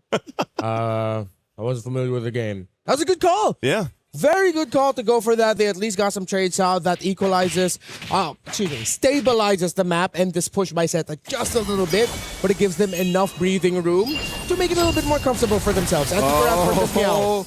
Minun circling Eagle to exit through the other side. Seta finds one kick. Purify. Forcing that Purify off of Livin with a Crimson Beacon too. Miss Meow down to a third of her health. Zhou still holding strong with that Poissons. Rafa able to back on through. Zhou gets knocked up. Not enough turret hits. Guy, I don't think he can do that. They back off. They back off. Lord's going to be taken down here. After taking some damage to that base turret, they will knock it down though. And so Seda looking to put more pressure. Seda's in the base. Jessica comes through, dropping that Electro final blow. There's still a minion standing, and they take another inhibitor down. Virtus Pro, okay, you're still going strong, but Seta is definitely much more comfortable now. The inevitable tide that is Guy 305, but that is almost a 95+% participation rate for all the kills. Fanwa, you know what? At least you guys are winning. This isn't like me dogging on Fanwa. It's just a really tough game for Cho. Yeah, this is one of the hardest games to be in if you're a Cho. 3 Purifies and just a bunch of mobility. Hey! Fanwa heard that, and she took it personally, forcing back a majority of VP. Miss Meow! A lot of damage coming through, and the Blazing Duet finishes it. Guy. And they find Guy. The Purify is perfect, but a Rogue Bull finds her all the way in the back. They're on the base, but I think VP can still take care of the minions. Fanwa falls. The inhibitor is still standing. Seta turn tail. Ooh, that's what happens when that football travels with you, even in the BMI. That was a heat-seeking football. Unfortunately for Guy, when she pressed that BMI, the animation was already locked in, and that will chase you till the ends of the earth. Go! Oh, A man. screamer is what they would call it. Still, Seta, I have full control. Fanwa started things off, and that was a great entry. Still, with the presence of the tower, there are some things that Seta need to consider. It can't just be all Guy. Even going in, it's tough for Jessica. And this is the tough thing about the lineup of VP. It's not just Fanwa who struggled with 9 deaths. Yeah. Look at how the attempts by Jessica to try and enter make a big impact. She goes in, she's instantly out. She can't bring out a nice little sword intent or enhanced basic attack with it. Even Name, it's difficult for her, especially when Guy decides to go that deep with the tower still up. A thing that I would have changed here, I wish Zeta just decided to focus on the tower a little bit more. Yeah, that was a big attempt because they thought they had the win. Oh, and here's another one for the Lord. Massive exchange here, forcing that black shoes already. Lunar is cut out by Jessica, and that's a big trade for Name. But Miss Meow falls too. Jessica's bloodthirsty. Guy falls! That's a marksman out for Zeta, but they do trade out for Rafa, popping a brutality. No way she survives against 3. Ooh. And it's a 2 for 3. Bloody before the Lord. Minon and Livin left to defend. I'm not liking their odds. These two do not have the kit to clear waves. Yeah, I was going to say they should just make a way to the Lord there. They spent a little bit too much time running it down mid, and they just got the call. Go for the Lord. This can be delayed out, though, and I think Minun wants to do that because, again, Flying Clouds can bring the team back here, but there's just not much. Rush it. To slow this down here. Minun trying with her wisps. Goes for a circling eagle. Might hit it with a shooting star, but Zhao still secures. Had that retribution of cooldown. Lord number 2 for Zeta. Great attempt by Minon, mainly because she didn't go down. If she was taken down in that attempt to steal that Lord away, then that would have been a terrible call, but she lived, and now they have a full 5-man for the defense. We've seen Zeta, when it goes into the all-in dives, how difficult it is for them. It's like they need to really be on point with their execution during team fights. Yeah. There is... If I would give it a number, I'd give it maybe like around a 25% chance that VP could wipe out or at least take out 4 members of Zeta in this attempt to end it, and then they're going to get a lot of map control afterwards. Still, the odds favor Zeta to end it now. Yeah, they definitely can off this Lord. Conceal was already used. They're going to be stopped. Fanwa might look for potential. They want to get this base turret down first. They got to deal with the Lord. It's being worked on. They jump in. Miss Meow taking a few hits that quickly. Rafa looking for a target. Kick from Fanwa. Then as welcome. Circling eagle to the back line. Jessica falls, but the base is still exposed. Rafa gets taken down. As long as Guy lives, they can just keep wailing away. Double kill for the Claude. And just like that, Zeta sweep Virtus Pro. What a game, what a series. Zeta took them a little bit longer in game 2, but they showed us that as a team, they are strong. A valiant effort by Virtus Pro. They will bow out from their journey here at MWI. They've improved individually and as a team, but now this is the moment of Zeta to advance. Job isn't finished, but it does feel great that you will make it to top 8. There you go again. You know, we're at that point in the tournament here for MWI that it's tough, right? You have to say goodbye to certain teams. They really fought through these past couple days, went through the gauntlet, and now we say goodbye to another one, and congratulations to another making it to that next stage. It's great to see that despite the strengths of Zeta, a lot of the things that they need to improve on aren't like big glaring problems that instantly they'll ring the alarm bells. We're at the top 8. We need to fix this now. You can fix it gradually. It's something that can be fixed with a little bit more communication, maybe even a little bit more fewer warm-ups heading into the day. And when they struggled, it's something that they expected, that we expected. You know, the Cho with a triple Purify lineup that you're going to be facing. We knew that she was going to have a hard time, and she did, but they made it work. Yeah, that's, as someone who is a Cho main myself, you see 3 Purifies like that and you're trying to get through all that utility, that is not going to be a fun time. Honestly, if they purposefully pick this Cho in an attempt to force more Purifies getting picked up by Virtus Pro and reduce flickers, I would say master stroke of genius. That's by Coach Zeta. Best right there. Hopefully we can ask the coaching staff later if that was the case, because you could see the moments, even though there were times where Zeta, we talked about how difficult it is for them to go all in with the risk of just getting crowd controlled by the Jusin, even the Barretts. Getting too close to a Paquito is not good for anyone's health. You also forced Virtus Pro to all in. They didn't have a lot of ways out. Most of them are on the Purifies, and once they decided to fight, they pop that Purify, have that CC immune. They're pretty much forced to hope that they win that fight. Yeah, there was a lot of things too that I just felt like the weight on both XP laners in this matchup were so important too, because getting to that back line, trying to cut off those gold laners, or at least get the defensive item or the purifies, what have you, was so much work, because in a lot of those team fights, that's what it was. It was Rafa going for the mark, and then you had, of course, Jessica doing the same thing, and so it all came down to just the better team fights, and the XP laners were pivotal in that. I think those are the two main roles that carried this game, the XP lane and the roam. Exactly. Fanhua and Minun, they were both thinking, should I save you first, or should I go for the initiation? I wish we could see more of Virtus Pro, of course, but we will eventually in the next MWI, and of course, whatever regional tournaments that we have showcasing their abilities. Thank you, Virtus Pro, for your efforts and your time, everything that you've sacrificed to make it here to the stage. Pretty sure all of your fans are proud of you. Meanwhile, for Zeta, great to see that their region has representation. After, of course, what we saw from the previous MWIs, they've gotten better and better. And this squad, with their experience in this genre of sport, they look like naturals. Yeah, this was, again, a bit of a longer game. This is what we're more so used to over here on Stream B, right? Getting up to the nearly that 20-minute mark after a 13.5-minute game. Seda had to make adjustments on the fly. And again, I was kind of surprised just how much damage they were able to pop off with Guy at that point in the game. Hold up, ain't no way. Joe never died. Joe never died. Joe time. Joe time. Joe It's never Joe died. time. Joe time. And to think, she is literally the main engager. Like, she is the front line, the vanguard of Zeta, and she's like, nope. But maybe Not maybe once. that's the reason once again why the Fanwa pick for the Cho, like, because it alleviated some of that pressure where you're still the front line on the box show, but now you have a Cho also there. Yep. Now I'm reminded of something we've talked about with Virtus Pro's tendencies, wherein they would overcommit on the first thing that they see or the first target that they see and not have enough for the follow-up afterwards. I think that's why also Joe survived this long. Yep. Because once they would see Fanhua commit a lot of their abilities just to take Fanhua down, yay, congratulations, but then what do you do for the boxer that's just arriving? And the Benedetta from the flank. Yeah. Lethal. Zeta did their homework here.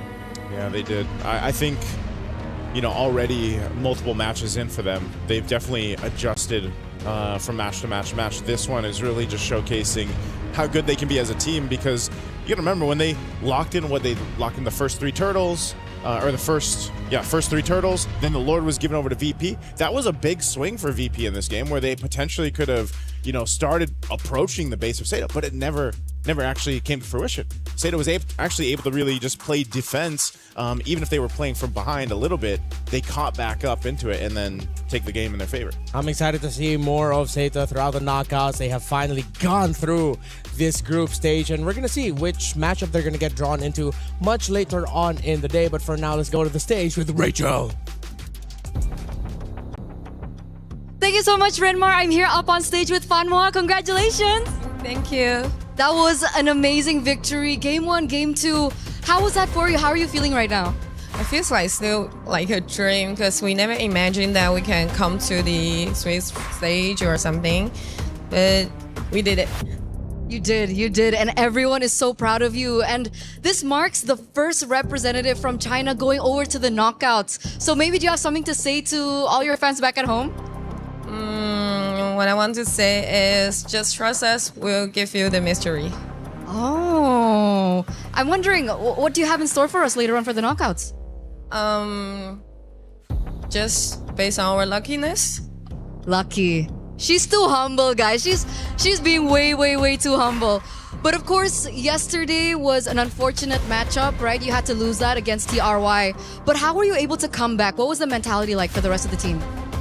Firstly, I think I need to thank our EWCs. There was like medical support here to help us and chat with us the whole night with how can we recover our emotions, like from back to our today's tournaments. So I need to thank them. And nextly is like we do the review and we know why we lose. That's the most important things. If we know why we lose, I think it's easier for us to have the new tournaments going on. Wait, did you say medical team? Yeah, there's a like emotion medical team, psychologic team there. just help our players. If they lose games or what, you can just go and find them and chat with them. Wow, I think a lot of the casters actually need that one. That must be really nice to have. So without that though, do you have like a certain person on your team that usually, you know, lifts the morale as well? Used to be, but now maybe because of the visa issue, like some of my team members cannot come. But when we back to China, I think they will help us also. So who took over the mantle here? Me. You, Fanwa. We want to know, what do you usually say to your team, especially after that loss yesterday? How did you reset? Because we saw your performance today and it was incredible. You can just tell them enjoy the game. Because I already told them we win 1 matches already. We did every goals, I give it to you. So now every game following on, just enjoy. That's amazing. That's amazing mentality. Thank you for sharing that as well. And we want to know, you know, heading to the knockouts, do you have maybe a sense of who might be picking you first come the knockouts? For us, just don't want to be Vitality. You don't want to go up against Vitality? Oh, because we want to go furthermore. All right, so they want to leave Vitality as the final boss, correct? Yeah, correct. Okay, thank you once again, Fan Juan. Congratulations for this decisive victory because you are going to throw it over back to the desk. So Renmar, take it back over.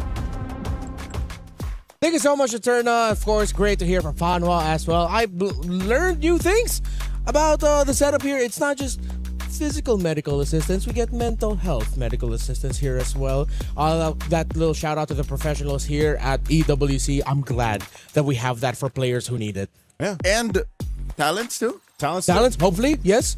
Can we message anyone there? We have a pretty cool lounge. We do? Well, I mean, it's like it's a shared lounge. Yeah.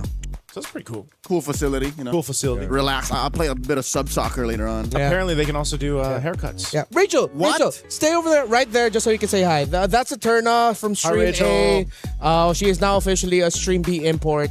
That's her. At least for one more match after this. Yeah, at least for one more match, and then we become Stream A imports. Yeah. What, haircuts? Yeah, there's a barber over there. Yeah, there's barbers. I have to actually get a haircut. In Hall 1? I'm actually not sure where it is exactly. Let's hunt it down, Joseph. We're going to hunt it down. Yeah. See if they can give us a This cut is a mess. for the next. All right, so just in case you're wondering, coming up next, we're actually going to be seeing the key crushing live right here, and it's going to be select members of SETA who, of course, will be crushing the key of the opponent that they eliminated today in Virtus Pro. Jessica was doing it. I think it's Jessica, yeah. Of course, it's one of the marquee moments for every EWC. The weight of the key held by every team, that is your tournament life. Once that gets crushed, there's a chance that might just end up in a... Well, where do the keys crushed end up again? They get displayed, if I remember correctly. If they win, they get to choose, if I remember right, champion. 2, 3. Yeah, if they are a champion, they get to choose 3. To be fused into their main trophy. Yes. Yeah. And then the rest will end up in the totem. In the totem. Yep. Just as a part of history. So that totem has been actually since 2024, right? Yeah, like it's got a bunch of the totems broken are keys. here. The totems that we've displayed for every Flown out EWC. from Riyadh, yeah. Flown out from Riyadh from 24, 25. It's literally there's a beautiful display right here in the venue for EWC, and it's just literally walking through history. You see the defending champions, you see all of the keys in this tournament so far. It's great. Victory and defeat are physically tangible. Yeah, like and then you can just see it. And I'm trying to remember exactly where in the venue it is, but I know a lot of people, a lot of the visitors here so far in the past couple days, they've been taking their time walking on through. And there's a ton of cool stuff. I wish we could invite, everyone that's possible to come out here to Paris at EWC can actually see how amazing all this looks behind us. It's almost literally the setup we had in Riyadh. Yeah. They just Nearly put it there. in It's these halls. insane that they were able to do that. Guys, I can't believe it. We're in Paris. We're in Paris. We are in Paris. We are in Paris for MLBB I know where it is, esports. by the way. The hall of it's over there. I saw it. Oh, is it? It's the same walls, like whatever. Carl Tizzi, Vivian, Magnus Carlsen, Sick Guys. They put them on. It's there. All right, let's go to the key crush. It's time for one of the marquee moments of every esports World Cup in the hands of Jessica. Yep. 66. Yo.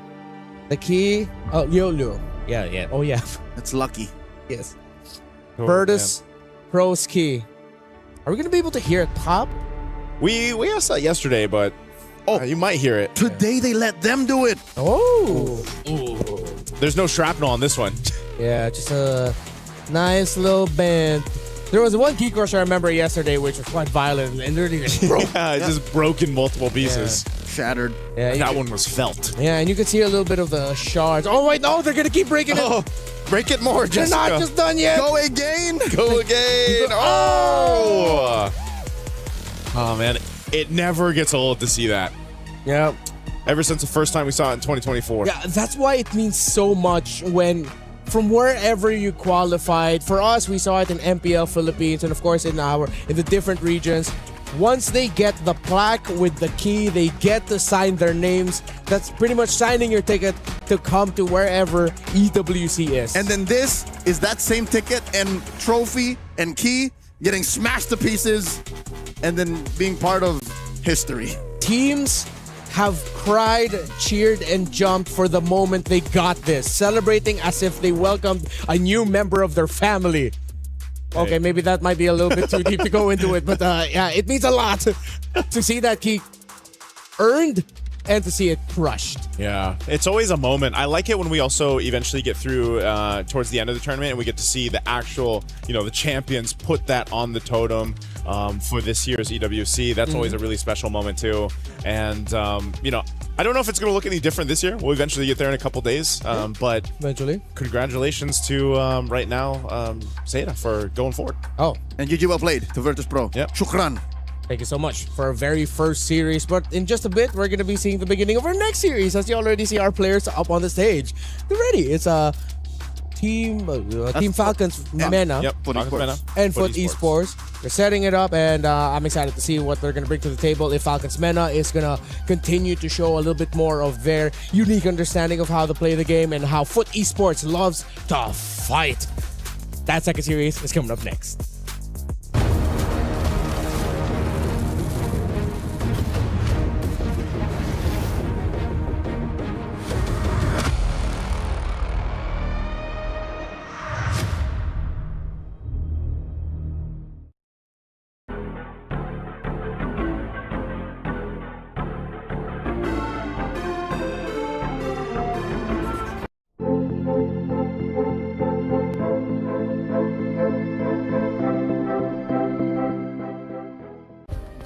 Play is in our DNA. Whenever we let it out, it becomes our superpower. Now imagine an entire city being built to supercharge it. Kadir City, powered by play.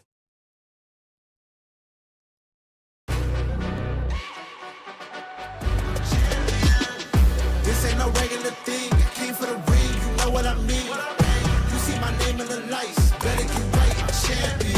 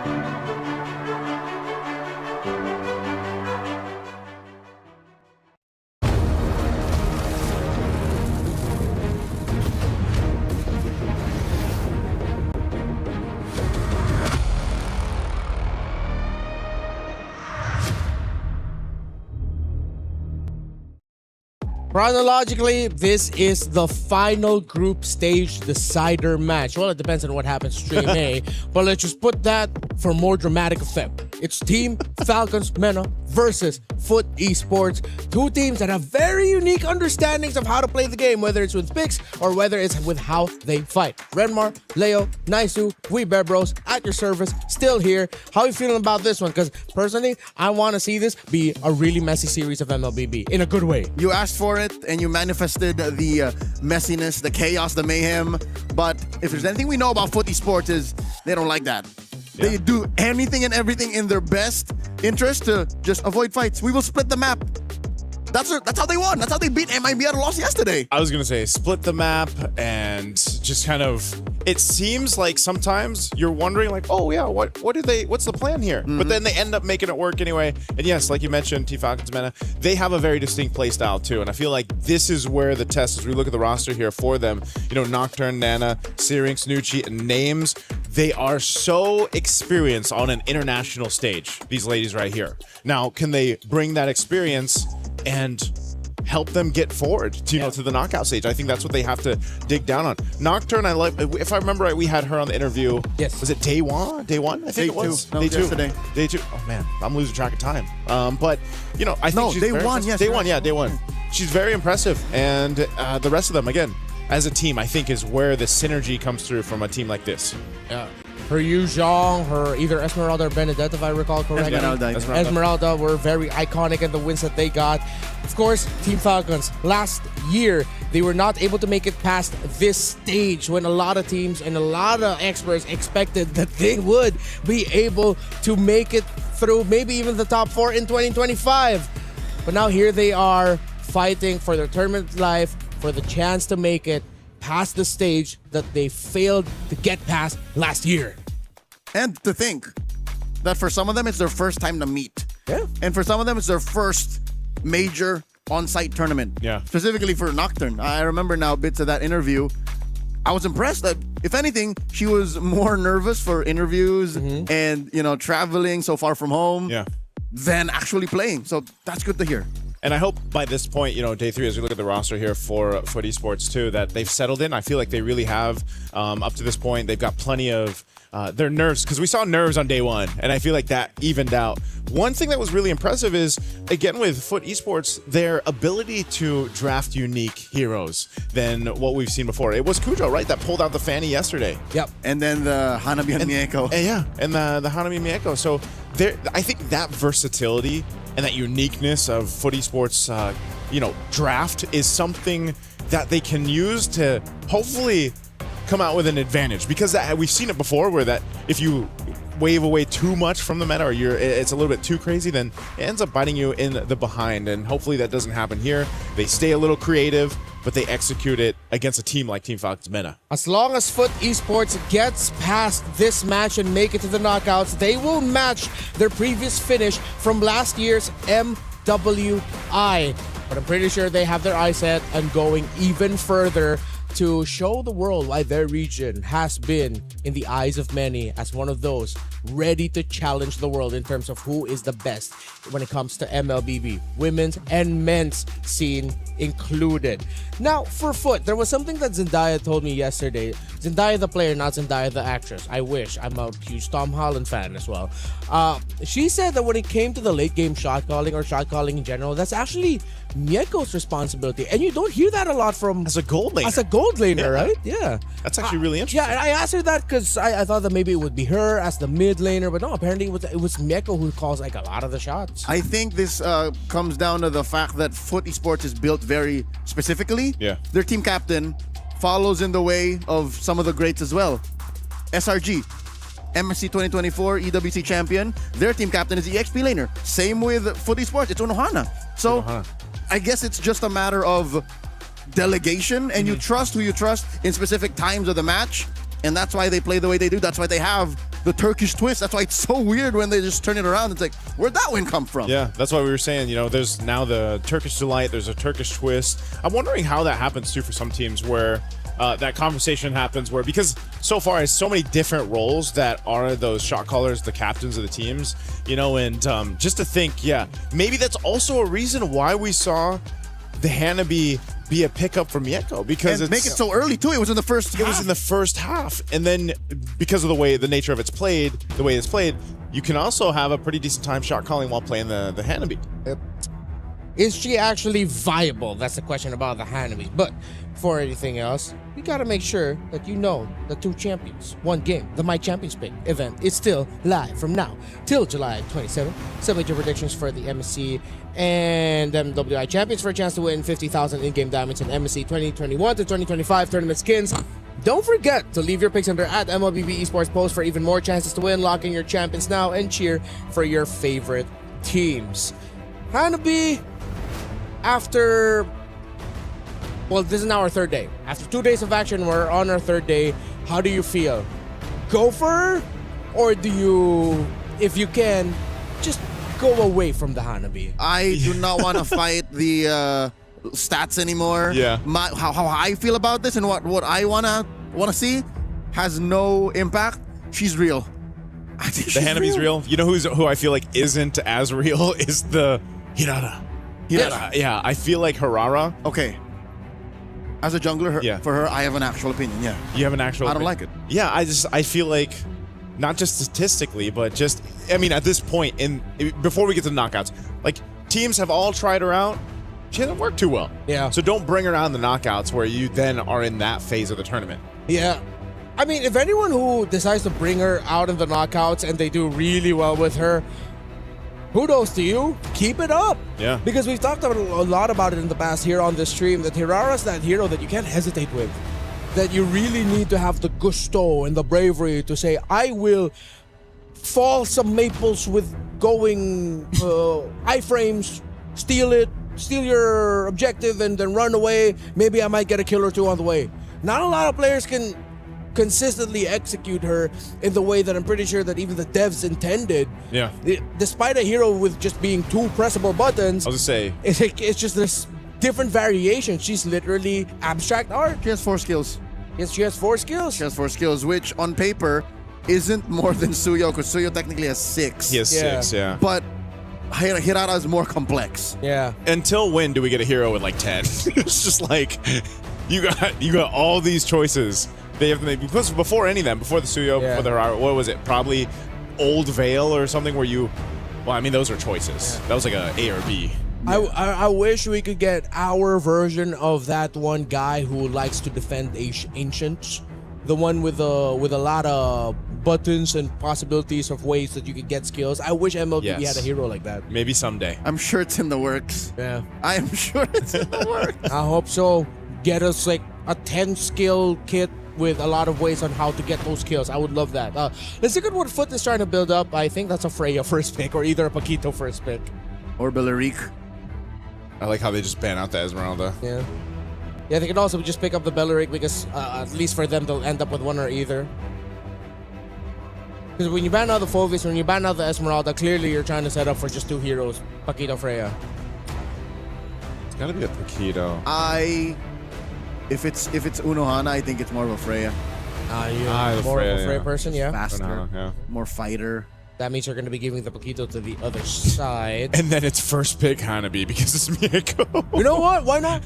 Why not? Another pick we have to watch out for. We touched on the Assassins earlier, but let's see if maybe Zadaya would want to show up with Selena again. We've had some iconic Selena performances here in MWI, not just on the Stream B, but Stream A as well. Yeah.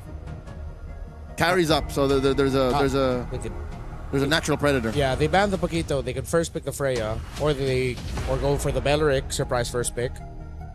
The Marcel's gone. Please, no more juice in first pick. No need. This might just be a Freya. Coach Coins. Whoa. Okay. That's out of left field. This is an Unohana pick for sure. Yeah. But not in the first phase. Not like this. Wow. Not in the first pick of blue. Wow. Because of all the value out there, I'm so surprised that, that's the Benedetta. They're too honest. They're too honest. They're just literally saying, we're going to do what we did yesterday. Yeah. Solve the problem. Okay. I did not see that coming.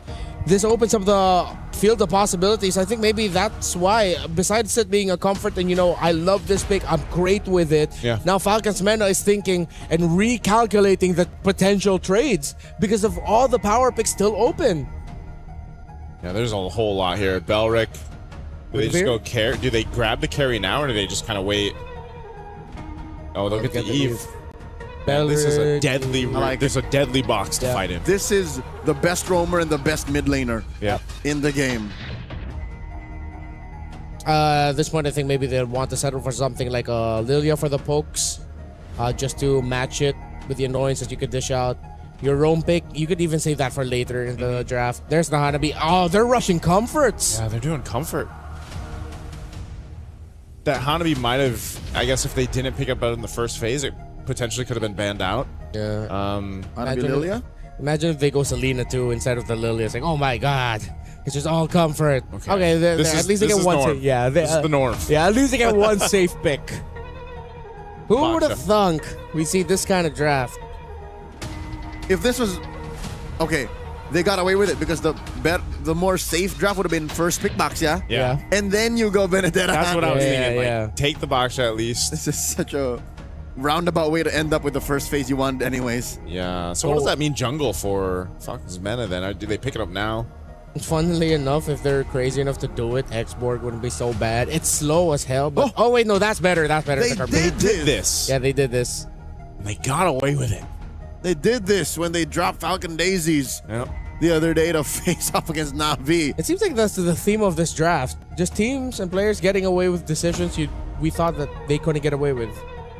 That's been the theme of MWI, though. That's true. It's been really fun to just see how these ladies end up going through the draft here, just because it's a mix of that comfort, mix of the uniqueness of the way that they play, and it's very different from what a lot of the viewers would see from the other tournaments. It's interesting that we're going into the second phase for Foot without the mid duo. Nothing for Nora, nothing for Zendaya just yet. And I love that Coach Koba's attacking that hard. Taking away the gourd. Would they just go... What else is left? Atlas Farsa? Lilia even? Yeah, we mentioned the Lilia earlier. Atlas Lilia. Oh, Selena. Yeah. They banned respected. One thing I would like them to consider, and because it is my personal bias for this pick, I would like to see a Sicilian. They got the box shot that they're safe. They have the Benedetta, that's their early game rotational presence. To make your late game even more deadly, but Hanabi Sicilian together, it's going to be tough to end the game. Considering that you have a Belleric and Carmilla, those two are just shredded by the two in the late. Yes, that suggestion is a little, very, very late game minded. Correct. How do you get there? It's one thing to say, oh, yo, I got a villa. But it's 2,000 miles away. It's 2,000 miles. And we don't have a plane. Thanks. I mean, the Lilia is still the safe pick that you can go for. Maybe if you want rotational speed, then you can go Farsa. There's not a lot of hard catch for you. You do need that range. You don't see an EXP laner that will dive you, considering that they banned out the Yuzhong and Freya. Farsa isn't a bad choice.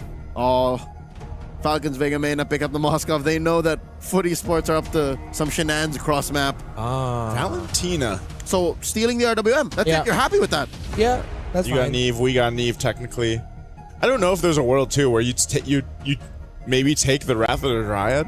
Yeah, possible too. Lock them down. Like if you know it's safe, if you can't find the Eve to steal the RWM, totally fine to steal the Wrath of Dryad. Even the ultimate of the Carmilla. Yeah. I pray she has a flicker. She needs to get out of there. Yeah. What's this last pick going to be? They need Atlas? that Rome. Yeah, that's what I was thinking. Atlas earlier on. Now that you have the Valentina here, it would even be another layer of just, the Fatal Link's good enough to slow from it too, but it's whoa! Hey! Nora! Nora, why? It's just, okay, I'm reacting this way because if y'all don't know, every time I get to be part of a cast that involves a Hellkurt Rome, it doesn't end well for the Hellkurt Rome. But when I'm not there, the Hellkurt Rome plays like an MLBB god. Hey, we're in Paris. Might change. Might change. And this is I don't know if I've ever seen Nora play Rome Hellkurt. Yeah, they're definitely not, but she's bringing out the... I'm pretty sure that's something I would remember. What if it's unique? Rome Boxer Jungle Hellkurt. It could be. No. I think even with the change with breaking Hellkurt, my brain here. Yeah. He's still a big threat, but like who are you mainly gonna be picking on here? The Eve. I guess the Eve? the Moskov. Oh, God. Sora. That's this is gonna be tough. You gave a lot of options for the Valentina. Wait, is there a way? Yeah, this is a Sora into the Valentina. Yeah. I'm just waiting for them to do. Oh, the yes. adjustments. Maybe overloading the options? Because now you have really good options if you're Zendaya. The overloading principle only really works if you have such a straight line towards the win. Here it's a little slower because you're all in on the Moskov. Yeah. Well, Falcons Mena, odds are in their favor. Belleric currently holding an 82% win rate in 11 games heading into today. 82? 82%. My goodness, Best what a tree. Rome pick today. That is insane. We'll see if this is going to be the case here in our last best of 3 match for Stream B before we all move over to Stream A. We're going to find out here for the MWI here at EWC 2026. One team can move forward. One team's dreams will be knocked down after this series is over. And we'll see if that's going to be Foot Esports or Falcons Mena here in this first game. Trying to see now the value of this Sora pick, considering that you're giving the shifting skies to the Valentina, which honestly adds an element of the lineup of Foot that they were missing. A big shift. And now that they have RWM, the ultimate of the Carmilla, the ultimate of the Belleric, the ultimate of the Sora, you can't go wrong with any of those 4 ultimates. You will get that set up. It's almost guaranteed at that point.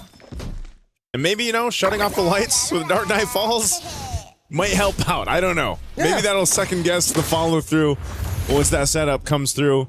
I think a lot of us want to know if this Hellcurt in the hands of Nora is actually going to be able to help. Mieko really showing why she loves this hand to be so much. She's actually doing fine against Names 1v1. Winning the duel Yeah, with very little, no assistance at all. Yeah, she's bullying that Moskov.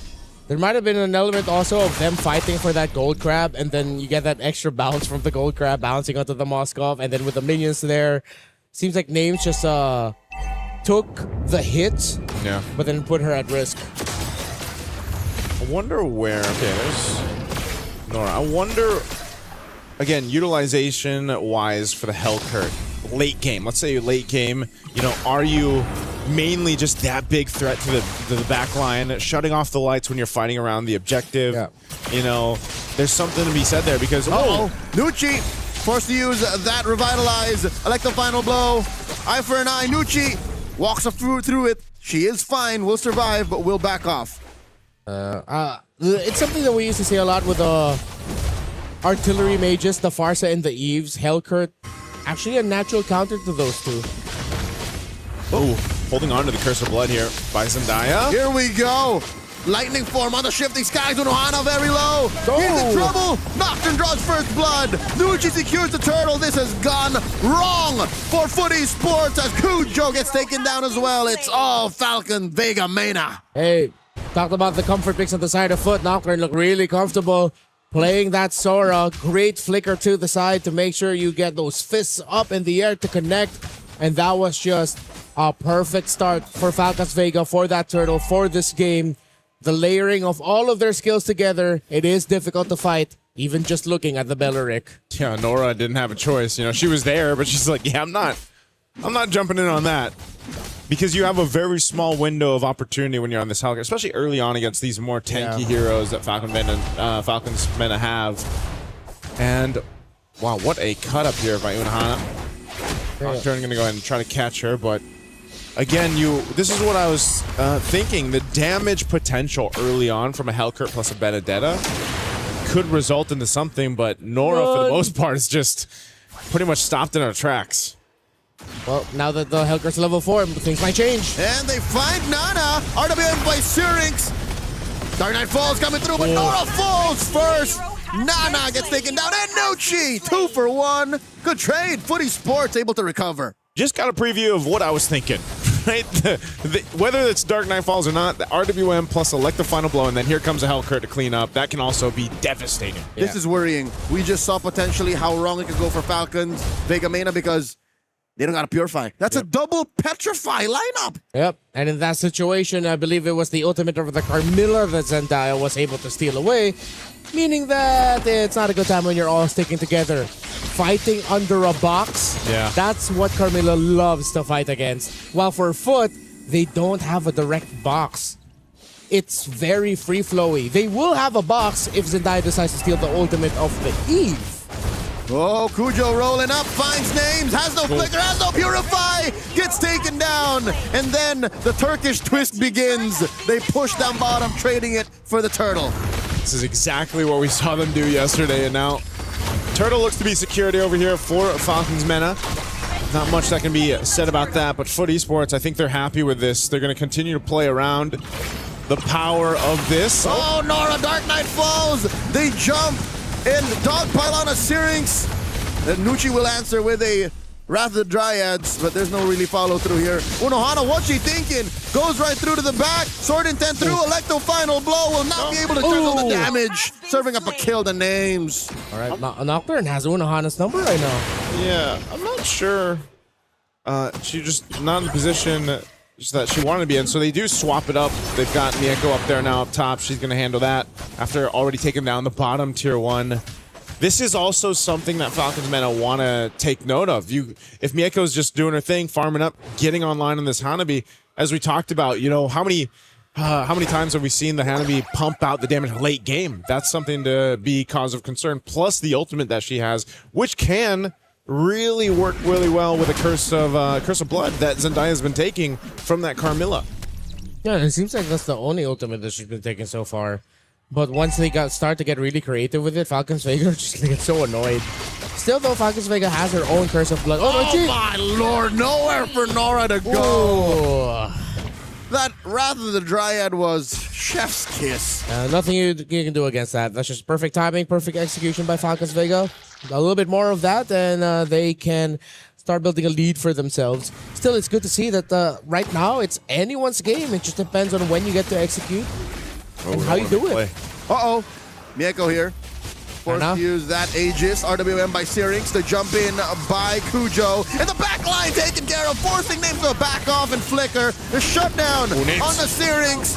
Names helping score a kill. Unohana falls once again. Nora looking to hunt down Names. Jumps on her. Puts deadly poison stingers on, but Names stops her from finishing the job. Not enough damage and just enough life steal and crowd control to provide the space. That is a highlight for Names. Names, great positioning. I don't know if that was also the stun for the Carmilla, I think, to stop her in her tracks, but again, this was a great attempt at a fight. Names throws the SOD, doesn't follow through right away, but then joins this. Look at Nora. She goes for Names. And Nana's ready. Yeah, she has the stun available too, so she's able to go ahead and stun them and keep her alive. Good attempt by Nora. That was the right call, but still an even better response by Falcons Vega. Now Foot will decide. Let's play the foot twist. Foot twist? The Turkish twist. The Turkish twist, not the foot twist. Foot twist. Ouch. I don't want to twist my foot, man. Yeah. Unohana versus 4, trying to clear the waves, and she gets hit by a Spear of Misery, and she will survive this time, keeping herself scarce, safe from 4 members of Falcons Vega. Man, I knocked her now, gets caught by 4 herself up top, and she gets taken down. Ooh, the trades happen across the map objectively and for the kills. But right now, mid lane, both tier 1s are up. Oh, Nora, where's she going? Nora dashes through. Unohana looking for some. Holding on to that Petrify, uses it to escape. RWM, it's Zendaya who gets caught out. Nucci down to 1/3 of her health. Oh, Mieko is too far off. Imagine the free hits from that Hanabi from this range. Nora looking for the engage, jumps in on Nana. And they will have to concede this tier 1 in mid. Yeah, unfortunately, Nora couldn't get the right Terrify or the DPS to land. Nocturne versus Unohana again. And Nocturne pops it. SOD. Unohana gets found out. Eye for an eye survives, but that's 2v1. Names scores. Names has been pretty on point for the SODs, because I said in the last match, I was like, you know, most of Moscow so far for MWI hasn't really been hitting the mark. Well, right now, Names in this game 1 has been doing just that. Nora Does she take it? Yeah, she takes the purple buff. Good steal. So even though they've garnered some losses across the map, Foot is still getting some wins. Similar for Falcons Vega. Still anyone's game. We're 9 minutes in and the gold lead has just hovered around 1,000. Sometimes getting as low as just 100, 200. Even to the points where it looks like they're about to fight. It's anyone's game still. Look at the towers, 2 for 2. Falcons has gotten all the turtles, but Foot have gotten kills at the right time and are still getting farm for themselves. Yeah, this will make a good Lord fight here. Falcons already in position. I think they just want to blitz it. Knowing the information on the map here, down in the mid lane, they are getting ready to make their way. Foot Esports, there's Dark Knight Falls. And the knockup from the Lord, Zendaya answers, Shifting Skies, RWM, Nora, waiting for that last minute approach, and they find 1, 2 already. Nana falls, Nocturne still alive. Mieko throwing in all of these free hits, almost finds Nocturne. She gets a massive double and will score the Lord. Oh, that's Hanabi for ya! The Curse of Blood as well from Zendaya. They were all lined up, and a little bit of Lord intervention with the knockup, giving extra damage to names so that they could be finished off by Mieko. Hanabi, I would like to think, is one of the picks of the tournament. Oh man, that is just so unfortunate to get hit by that knockup of the Lord there for names. I mean, she had the flicker too, and you know, the timing on Zendaya's Curse of Blood, she waited to go ahead and use that, and that's just again one of those situations where Falcons Mena, they have to make up after that loss around this Lord. They should be able to clear this out perfectly fine. Again, it's not a big disparity between itemization or economy. It's more so just actually getting a little unlucky there. Joseph, it is. The graphics just have not updated. There is a massive swing. The map is blue, and items are getting picked up by Foot. That's right. Yeah, I had. Oh yeah. Yeah, afterwards. After that big fight. Yep. We'll wait for the refresh. It'll happen. Oh yeah, I looked at the timer, but yeah, you're right. The gold's not changing. What do we have for items here? Lord marching up top. They're on the defense. Dark Knight Falls comes through. Nora on the hunt. And that curse from the back stolen away. Nucci holding through. Kujo comes in, and that's a little too deep. The jungler from Foot Esports is falling. So is Unohana, but they will find the inhibitor. Messy take. SOD thrown out as well. But to the better of Falcons Vega, they should be happy with the defense. Names holds herself accountable. Yeah, too deep, too early. Foot overestimated the lead that they had. The fact that they were with the Lord, they have to minimize moments like that because that was their best opportunity to really keep Falcons Mena on their side of the river and in their base for a majority of the next few minutes. But because they gave up kills, yes, they were able to take the turret. It's not good. Yeah. The lead should be at a comfortable about 1,000 I was for gonna Foot. say, for Foot, right? Yeah, after that sequence, it should be up by just 1,000 for Foot, and then maybe building back up because it's so hard to catch up to the farming speed of a Hanabi that is just allowed to do her thing. Yeah. And that was just a Maleficon picked up by name, so if we get a chance to look at the items here, that'd be a good way to go ahead and look at things. Looks like we're gonna get. Did we? Okay. Almost there. Timer reset too. We went back in time. Groundhog Day. Trying to not knowing the time right now is kind of throwing me off. Well, Lord's coming up in 4. That's what we do know. That's the timer that we do have. That's Lord 2. Oh, they're trying to make it play down bot though. Lord it looks 2. like. Okay. SOD no one home. SOD thrown out. They know she's down there for names. Now Zendaya once again holding on to this Curse of Blood. Lantern pick up. They're actually going to keep Unohana down there too. She's going to clear that wave. Just reset on the Lord. It looks like, again, everyone is scrambling around here. With a magic lantern picked up here by Zendaya. This is going to be really... What? They force Nocturne to come in. She does find the mark. Lightning form from the Shifting Skies will pick off Nora. And the Lord now approaching half health. Damage on a Nocturne. Nocturne looking to survive, but Unohana has evil intent. It's Nana here. coming through. Nucci very low. RWM. Nucci falls. Cujo finds her. And Nana goes as well. 2 for 1. Currently the trade. Footy Sports looking to secure this Lord. They got it. That was a great adjustment from Foot Esports. Even after losing Nora there, they were still able to kind of bait Falcons Men into a fight, get the upper hand, and then get the objective. The late game Hanabi with the Valentina that can steal a Curse of Blood from the Carmilla. I've had nightmares about this exact scenario. Into the base they go. Wave's going to be cleared out pretty easily, though. So Falcons Men, they got a bit longer to go ahead and get ready to full defend against this. RWM is what's being held right now by Zendaya. Again, you have 4 out of 5 ults that would be just great in any scenario. If you're greedy, you want to be flashy, and you want to end up on a TikTok highlight, then you get the SOD. A little bit too greedy, but at least you look cool while doing it. Lord, marching up top. This is going to be a 3-wave push. It's endable for Foot. Very endable. They just have to watch their own footing. Most definitely. Pun intended. At worst, they take down both of these inhibitors, and then they just work towards the inevitable. Lord inside. Very low health on the mid inhibitor. All they need are minions, and minions come in within range from the top lane, and all that's left is bottom. Falcons, Vega Mena, they'll clean up the Lord, and they think they buy themselves time, maybe 2 more minutes. Oh, I don't know if Foot Esports has to force a fight here or not. They still have this wave pushing up bottom. They want to fully expose the base turrets here.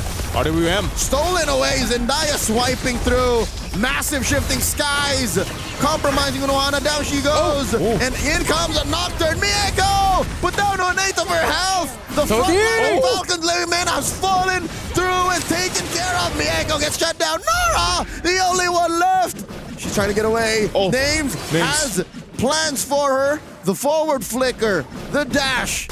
One less survivor for Foot. They had to watch their footing, and they didn't.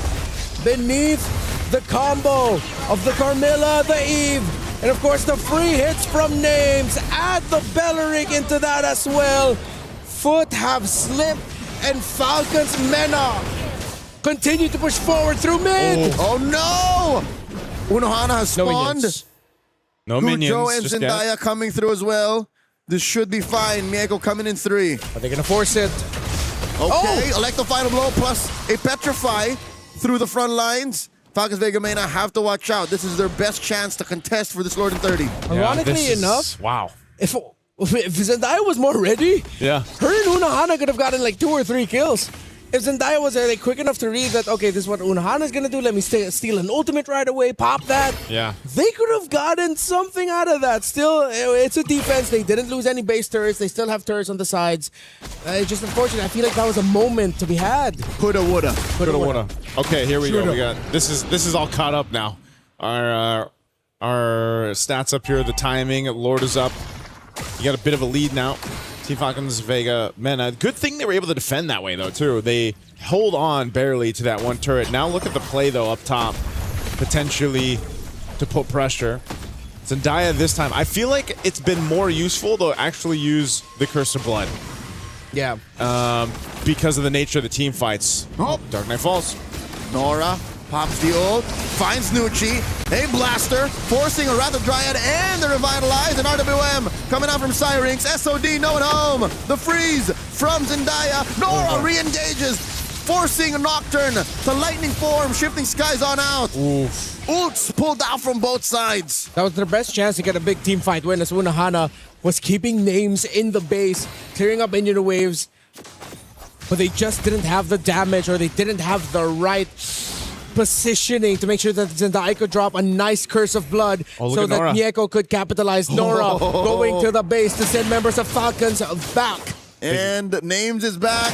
Nana checking in as well. Nucci on her tail. And that was enough time and space because Unohana's doing the same thing closer to the pit. Yeah. Oh, man. Foot's doing the same thing we saw him do before. Oh, Zendaya with a stolen Curse of Blood. Zendaya taking a lot of damage. Shifting skies once again. Nocturne says lights out for you. And Nocturne is Syrinx. A tag team of damage and crowd control. Nice. SOD one more time. As Unohana falls, but Mieko. The free hits are enough. Trading out for her as well. 2 for 4, Cujo. The only one left. Off their timing, Foot. Mistimed the usage of the Curse of Blood. Oh, no. Weren't in the right position. This is definitely endable for Falcons. Cujo alone versus 3 and a wave. They will pop her immortality. And Cujo can only delay the inevitable. Nocturne gets her immortality down. It's about 8 seconds before Zendaya comes in. Falcons of Vega Mena take game 1. Approaching the 20-minute mark there. Falcons Mena make it happen with a base defense and a team fight that was interesting because you have to defend your base. You're forced to fight because you have to deal with everything else that Foot Esports was throwing at them. I think Foot Esports almost twisted their own gameplay. Yeah, it felt like one of those scenarios where they were ready to go for a really great move, but then they realized there was a loose pebble on the floor, and then they just sprained their ankle just a little bit. They twisted their own foot. Again, it looked so good for them, but it felt like there was a bit of a miscommunication of whether or not they were going to go all in or whether or not they were going to reposition. The telling sign of that is when that Curse of Blood was dropped down, it looked like it was dropped at an awkward spot at an awkward time because the box of Foot was broken real quick by Falcons. But to be fair, they never had a real box. Yeah. They're always freestyling. If anything, the only real box that they're playing with is the map. And I think they should have kept to their MO. Yeah. It's one of those things where the nature of Foot Esports, the way they play, it kind of ruined their game plan, I feel like, through the course of the game. They got confused maybe 20-30% of the almost 20-minute game. Yeah. Because sometimes you're going like, yep, clearly they're going for the split. And then sometimes they're going, maybe we can fight them. Maybe not, yeah. Yeah, so especially in the times wherein clearly they got the inhibitor, they got what they wanted. Bottom lane, their priorities were clear.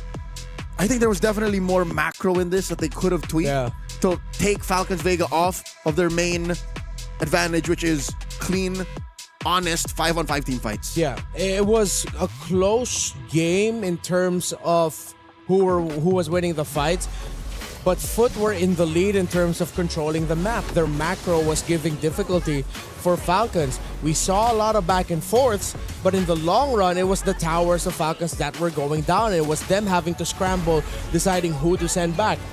Usually the Moskov to clear up the minion waves getting pushed by either the Benedetta or the Hellcurt. It's just one slip up, and seeing that slip up makes me think we're going to be seeing full 3 games for our very last series here on Stream B. Yeah, I really do think we go the distance for this one because, you know, for a while it was really looking like Foot Esports had this one, especially as they were about to take down the last base turret there. Names again with the Moskov, really good with the SOD. And even the timing, dealing with a Hellcurt have you. But yeah, this is one of those instances where you're like, what is the full game plan here that Foot Esports wanted to take into this fight? And they just duke it out. Anyway, Names clears things out, SOD lands, and this eventually wins them the game there. Was that fight? Syrinx held on. Syrinx had the trigger discipline with her real-world manipulation. She used it at the perfect time to punish an awkward engaged start by Foot. Syrinx may have had the cleanest game amongst any of the players here. Oh, yeah? The other 9, counting both her teammates and her opponents, Syrinx has my nod for MVP of Game 1. That's why the Eve, best mid laner right now. That's right. Best mid laner right now. The value of just a real-world manipulation, the ultimate alone, is so valuable because we have a lot of these team fights that are forced because of also the popularity of the Belric, right? You know that there's going to be an automatic fight. Just like when the Atlas was really picked up a lot, you know you're going to fight around that ultimate. So if Belric is the best roamer, Eve is the best mid laner, is it Moskov or Claude as the best gold laner? Esmeralda in the XP for sure. I would still think Claude, but there's a part of me also, and it's sad because there's a presence of the Belric. I like the superhero I got this moment that carries always bring to the table. You know, that clutch factor gene of just like, hey, all else has failed, but we're in the late game. Yeah. Here's our carry. Carry too. So I guess it's that trio. Yeah. It's them 3 over there. Harith. I haven't seen a white-haired little boy in a while. Very selective of when you can really make it work. How about the jungle? In terms of the jungle... The jungle. The jungle? Is it Baxia? I'm still really... He's the only first pickable. Probably. My personal favorite, Guinevere. Oh yeah, Guinevere. Probably, but stats-wise, probably the Baksha. Yeah. Because, yeah, I wouldn't put Fred there. He's usually left alone, left open. I haven't seen a Fred here all day, ever. It's weird. It's almost becoming like Baksha and Barrett's in terms of like jungle tanky picks. Ling here and there. Ling here and there, yeah. Irara too. I think that would have started it, and then, yeah, over the over the course of the days here, that's definitely fallen flat. But again, Foot Esports, you know, mind you, the triangle, the win over here for Falcons, Mena. This was a hard-fought game for them to get back into this and make it their game, because Foot Esports was controlling things for a while. I mean, this was a question mark that we had in the draft too. Nora being on the Hellcurt, we haven't seen that much. Haven't seen the Hellcurt too much, and you could see some of the concepts of why you have this Hellcurt, but at the same time, think about it. You have so much split pressure that maybe you're putting yourself at a disadvantage when the fights break out, right? Because you just have that Vendetta plus the Hellcurt doing its thing, and a lot of the times there's just so much tankiness to stop the Hellcurt in its tracks. Still, I really appreciate the ideas that we've been seeing, plus the new interactive effects that we have in game. Happy Rhino Day to y'all. Okay, between us three, who is who for the stickers? I'm the Layla. You're the Layla? Layla? Okay, you're the Layla. So I guess I'm the Lilia. Or the Nana. You're the Nana. I'm the Nana? You're the Nana, I'm the Lily. I feel like this is something I do more. Yeah, you do. You actually do that pose. Yeah. Not exactly, baby. All right, I'll be the Nana. That's how it looks. All right. So we're going to chill out a bit, talk a little bit about what happens in the next game. Again, we still have game 2 coming up. But first, let's play a quick little game. I believe it's Gen G's Rui and Team Falcons Mayna's Nana who decided to play a little trivia quiz. Cheat.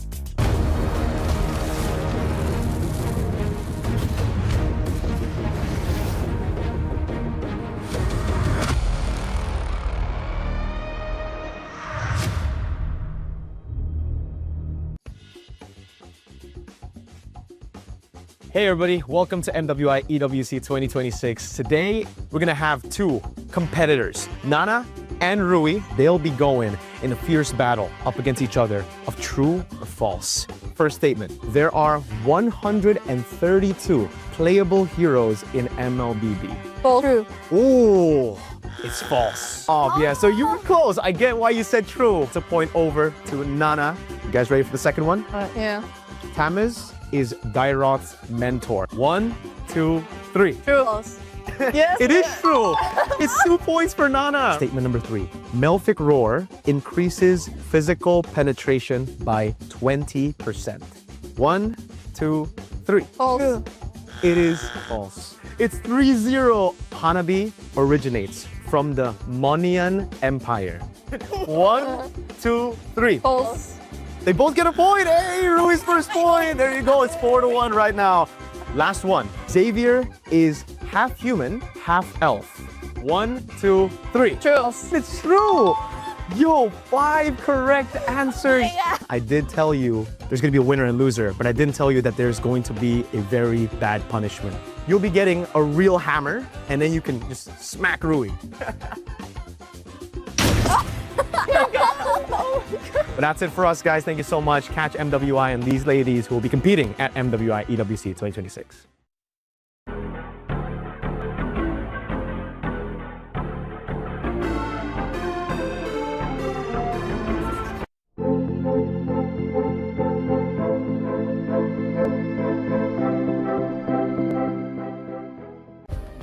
Play is in our DNA. Whenever we let it out, it becomes our superpower. Now imagine an entire city being built to supercharge it. Kadir City, powered by play. We were there. For every click, every clutch, every respawn.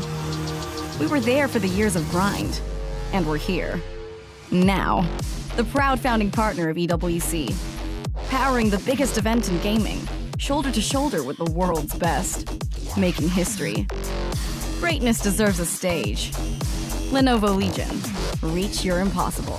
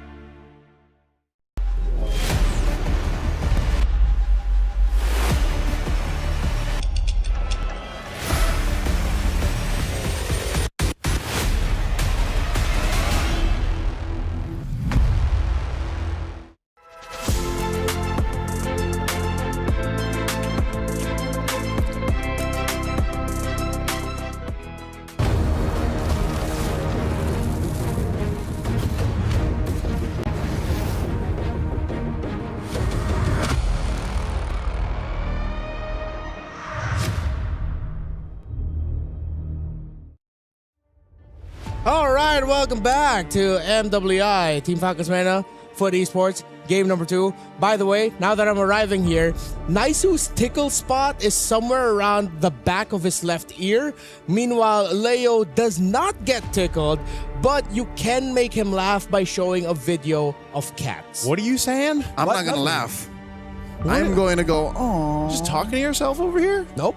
What do you mean? We're live. I'm talking to the people. The people that you decided to be late for. They, the people, understand. Yeah.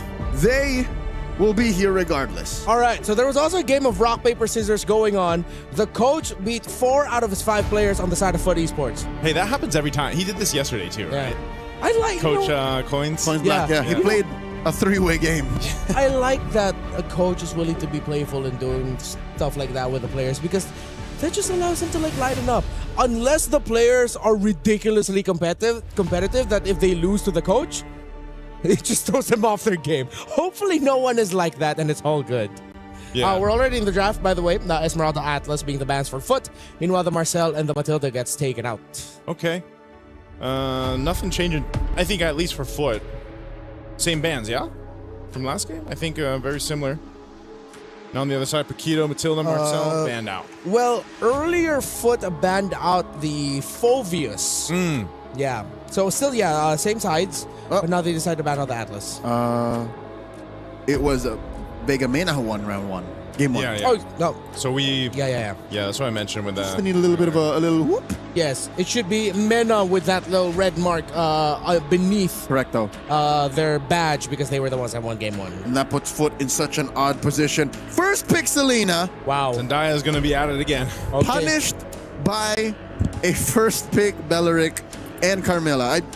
This is karmic justice. As much as I love Foot, I don't see why you would rush the Selena here like this. Like you don't have to. You can. No one's gonna take it from you. Yeah, you know what's worse? The only way you can slot in a Valentina now is if you put it in the EXP after seeing a Sora, which I don't think that the odds of that happening are ridiculously low. Yeah. I think this is a little bit too much in terms of like playing for comfort. Way too much. And then they respond with Hanabi Benedetta. Yeah. The Belleric and the Carmilla combo alone is just... it already proved incredibly effective for Falcons Mena. Okay, I don't even know where this glue is going, but you need the...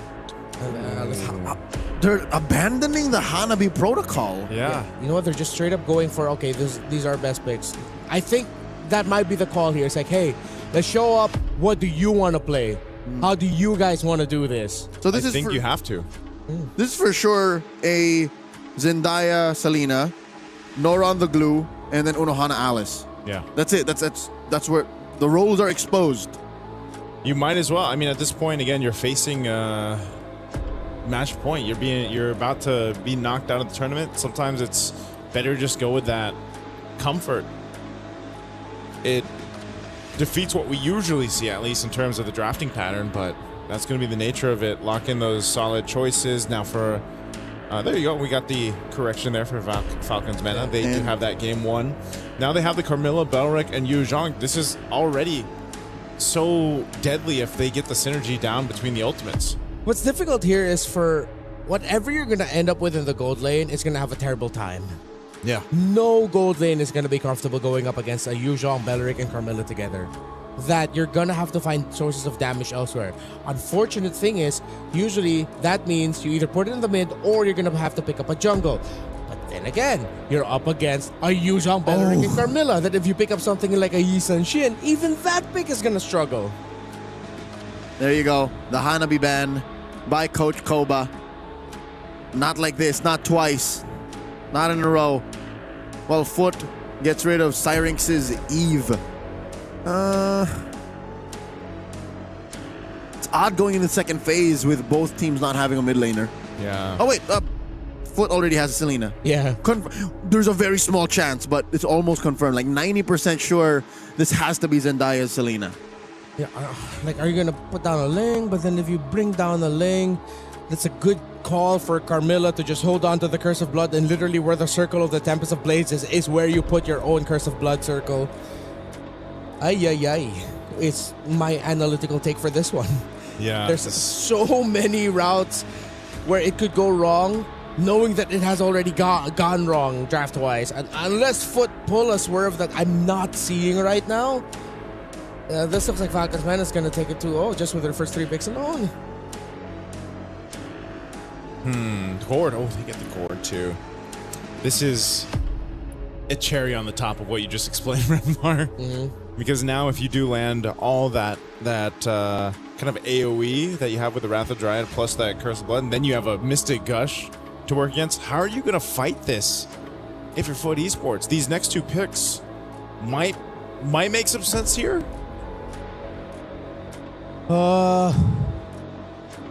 It's really tough. Everything. This is coming from the perspective of a gold laner. Even if this was me trying to pick a hero for myself, I'm just gonna default to my best pick, which is my Beatrix. But even then, I'm gonna be like, guys, please don't leave me. Yeah. Don't forget about me, because I'm dead. Once that Yu-Zhong's up on the dragon, pretty much over. So they go ahead with what we talked about as the best pick in the gold lane right now, the Claude, and they pair up a Joy with it up against a Beleric, Carmilla, and a Gord. Foot, if they pull this off, would have pulled off an insane performance against a lineup that should give them so much struggle. Oh man, this is, and the Joy, I know we were asking about the jungle earlier on. I would not put Joy up there currently in the current meta. Not to mention the Joy's running into a Beleric. Into a Beleric, into a Curse of Blood, and you know how susceptible the Joy is to just kind of get him bursted down, and that's what, you know, I mean, he's got great mobility. Well, what do you do from there? What do they put in the EXP? Not jungle. EXP, jungle, yes. Wait, what? What's your jungle? Jungle Carmilla. Yeah, jungle Carmilla. It's, oh yeah, right. It's a gold lane. It's a gold lane. We got used to that yesterday. Yeah. All right, Gary. No, we just saw it in game 1 too. Wait. Game 1, and then it was debuted in yesterday. Yeah, but also mentally, we've seen plenty roam Carmillas. I'm just looking at either the Joy or the Selena. That's who it's gonna win the game for Foot. It's between the arrows or the really well-timed electrifying beats. Or through a miracle, Mieko does Foot Esports things again and just splits the map. Yeah. She can do that. Wait, Moscow didn't get banned, no? Nope. Nope. They picked up the Claude. So it's a plan B or C at best that they split the map with the Claude. Yeah. So they want to win fights. Oh no, excuse me. They banned out the Moscow. So so all the more I think it could be a solid plan B. Yeah. Well, it's down to some comfort, I'd say, for Foot Esports. Again, they were in high spirits before the draft. Let's see if they can continue their lives here in MWI. EWC26, they need to get a game to get to a game 3 and even out the series against Falcons Mena. We had a long game 1, 19 plus minutes. How will this one fare out? If they open up the map, Falcons does not have enough response to aggressive split pushing. They're going to have to send at least 2 every time. Meanwhile, the Claude can pretty much solo a lane opposite of the major objective while just having one member of the team hovering around the bush and the river nearby. You don't need to be with it. Best case scenario, she can even double lane. Yes. And then just continue, depending on however the major objective fight goes down, to split push or join in Blazing Duet. Like, this is solid. Again, it's not like Foot Esports has a disaster of a draft. It's just very difficult, and there's a lot of cope involved for you to see how it might work out. Yeah, there's a lot of tendencies that have to fall in place for certain win conditions to come through. Let's see if they can make it happen again. No one goes down early on. It's been a while since we've seen the Joy come out as a successful pick, at least so far for MWI. How many times has it been? We've seen once or twice over the past couple of days, yeah. I believe it lost the last time I saw it, but it did have a crazy stat line. Yep. Unohana taking a lot of damage between Nana and Nocturne. I mean, this is counterproductive. She'd like to stay underneath, these chunky heroes, but not like this, not now. She's not tanky just yet. She burned her flicker. Yeah, the flicker being gone. Turtle's up though, so let's see what ends up happening here. The team doesn't really want to fight this just yet. Zendaya did show us that she's very confident with the arrows yesterday. Searing's playing this close though too. She's got a flicker, but if she gets caught by one arrow, unfortunately, Searing will go down. Yeah. Really great arrows by Zendaya. Wow. She knows the angles here. This is why they picked it up so early on. Another arrow thrown out. Oh! Putting Syrinx down to half health. Answers with an athletic flicker and a gush. Down goes Unohana, but Kujo finds her. 1-for-1 trade. Nocturne already used the black dragon form. Zendaya throws out arrows once more, and Foot made their bed, and they're gonna lay in it. They're giving the turtle over in a trade for the purple. Good call by another Foot. arrow. Oh, whoa. Okay. Nana will secure it off of that, but yeah, the purple buff was stolen in the hands of Kujao. She made the right choice, man. She went right for Syrinx. Syrinx was low, burned the flicker early on, and then gets the buff to take. So, really good decision making here. Really good call by Foot. If they can keep doing that, like making it tricky for Falcons to read how they're going to be fighting into things, and that's going to be the best way to deal with the composition that is built to mess up what Foot has built for them. I would like to think the initial entry by Unohana was a little bit awkward, but hey, at least they had Kujo ready on the standby to finish off Syrinx to make that look good, and at the same time made the very quick call to just go for the purple buff. Now they can't keep doing that over and over again. Falcons would eventually read into it. So I want to see the other creative angles that Foot might want to engage with fights. Maybe this time with Glue starting things off, and then you just send Selena and Joy to deal with whoever's going to try to back up, instead of trying to take down the front line little by little. Yeah, at this point, too, a little lull in this game for down after that first exchange. It's up top. 2v2. Unohana taking a lot of damage. Gleams back. Nucci and Nora following up. Unohana will survive. She still has a flicker on deck. Nana smells blood, hits her with her retribution. No dice. Yeah, the burn is not going to be enough. Just a little bit. Woo! Still. Maybe if she had gotten that stun off, yeah, I don't know if that would have been enough damage, you know, to... She just used it, though, so I think it was still on cooldown. It's also good that Unohana didn't need to force Flicker to get out of there. That was just a straight-up gleam, so that's a good read. Knowing the limits of your hero, knowing the limits of how much damage you can take, and then being able to get out at the right time. Yes, you took a lot, but at least you didn't have to burn your Flicker doing it. Yep, meanwhile, both gold laners pretty much just doing their thing in the lane, while the rest of the team has been duking it out. Turtles up, second one of the game. Foot Esports keeps Unohana up top. Falcons want to go ahead and push them out. That's a gush on the Nora. She flickers back and then whoops! Gets the mount and backs off. Falcons Mega Man must be confused. Yeah, like, whoa. Well, arrows are still there in play. They're going to go ahead and start up this turtle. Whoa, gold laners. Dueling and Mieko wins! Turtle still standing. Kujo pops the electrifying beats, forcing Syrinx to flicker back out once more. Was it Naya with the arrow? And she misses. Kujo looking to finish the job. Oh, Syrinx throws out the projectile. Wow. She survives. And Unohana comes in, gleams, and sets it up. Syrinx with a gush of her own finds sweet revenge. Unohana burning up. Nana coming in, named with the forward flicker. Gleam from Unohana. Run, Buse! And she still gets taken down. I can't believe Syrinx survived with like 1 HP for that long and then gets a kill. Yeah, I feel like at that point, Foot definitely slipped up with her discipline. You could feel a little bit of the tilt of, oh, come on, let's just get something out of this. And they paid way too heavy a price. Still, at least Mieko was the one who decided, yeah, no, I'm not about this. Let me just split push up top. Renmar, they forgot who they were. Yeah. We are the split pushing team. We don't fight. We don't fight yet. Yeah. Mieko remembered, the rest got too excited. Yeah. Well, we thought Syrinx got that kill. She got the missing gush off, but still, the surviving that long, insanity on the gore there, because you deal with so much pressure when there's Joy across from you, dodging arrows, dodging a glue. Okay, so she did run away and then went the long way around and then back in the purple. Oh, I have my ult back. Ah! Oh, man. Golden Staff picked up by Names now, too. You know, she wanted that kill, too, when they were able to clap back. So she's starting to come online here for this carry. Foot Esports, do they change the strategy of attack here? Because, like you mentioned, they're the maybe they should split push. Maybe they shouldn't fight just yet. Maybe they can do both, right? Nana here taking a lot of fire from Mieko. Kujo in the wings. Nana alone cannot fight the sheer pushing power of this Claude. 2v3 with a dance by Foot Esports. Well, Nocturne's Waiting for a there, too. response. Here comes Nocturne. Comes in. BMI by Mieko. Fast feet. Already popped that Purify. And Falcons Vega Mena successfully defend their tier 1. You know, it's entertaining. Despite it being messy sometimes, I like to see more of foot. Fighting. Yeah, me too.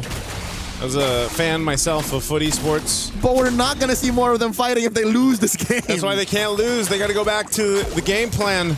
Right now, last turtle. Are they going to go for the fight? An arrow's thrown out, but it hits a camp. But now, Black Dragon form used. Ain't no way. Cujo's coming close. Falcons Vega Mena secure the last major objective in the early game. And now, Foot looking to find the clapback post-turtle. Not going to find it. And look, Mieko just back to the plan. Split the map. Push him Open down it bottom. up. Pop Falcons by surprise. Yep. You know what? I would like to see them go for constant 3-2 splits now. I think they can. The way you said that took me off guard. I was like, 3-2 splits. What did you just say?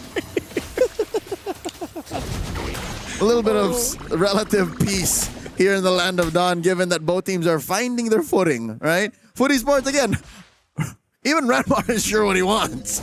It's clear we have omnipresent vision and knowledge of what's going on, but we're not so sure where Foot should be going. While Falcons Vega Mena, they're winning fights, yes, but the post and the pre, like what they do before and after, might not always benefit them. Massive 2.5 second stun on Nucci. Yeah, this is what I was saying. Go for a 3-2 split. Oh, not like that. Syrinx! Oh, accept a face full of lead. BMI by Mieko. She's not gonna let that long range stun get her once again. Electrifying beats. Nocturne. She answered to the Black Dragon form, and the shoot energy takes her down. I thought she was gonna go for Syrinx. Oh my god, what a fumble! Well, she's too far off already, and she made a decision. I'll get what's underneath this. I think half the shots were turret shots. Yeah, they were 100%. Yeah, that was a massive fumble there. Again, Foot are getting overexcited. It's very clear now. They're slipping on the discipline, and they're taking fights that they shouldn't have. Another Mystic Gush! And they get the mount. Nana here backs on off. Syrinx drops the projectile. This is looking bad for Nora. The true damage out of the Gorge passive, putting her down to a third of her health. Oh man. And these mistakes, these a little overzealous mistakes from Foot Esports might end up losing them this Lord too. Might end up losing them space on the map. They're just going to be bullied off by Nucci here. Unhana trying to get into the zone. Cujo! Lord still standing. Nana secures the gush. Helps Nucci score a kill on Cujo. And this is what we're saying. Foot, you're not ready to fight, not yet. Cujo just got blasted. A harsh reminder with every fight that the first 3 picks alone of Falcons, adjust as you want, adjust as much as you can. The 1 + 1 = 2 that is way too difficult to fight against. Ooh, that is unfortunate. But now this time, Foot Esports has to decide, can they pull the defense off? I mean, there's plenty of ground to cover here. Again, there's only one turret down that Falcons Mena has managed to get at the 11-minute mark. But with this Lord, they'll get some more real estate across the map. Oh, Black Dragon form. They ready to fight. Nora coming in. Hana, massive throne of ruin, but no follow through. They won't even get the trade for Nocturne. Blazing the wet by Mieko. Point blank. Taking down the Black Dragon. And in comes Cujo. Late entry. Electrifying beats finally finds Syrinx. After all this time, and Cujo burning up, but lives.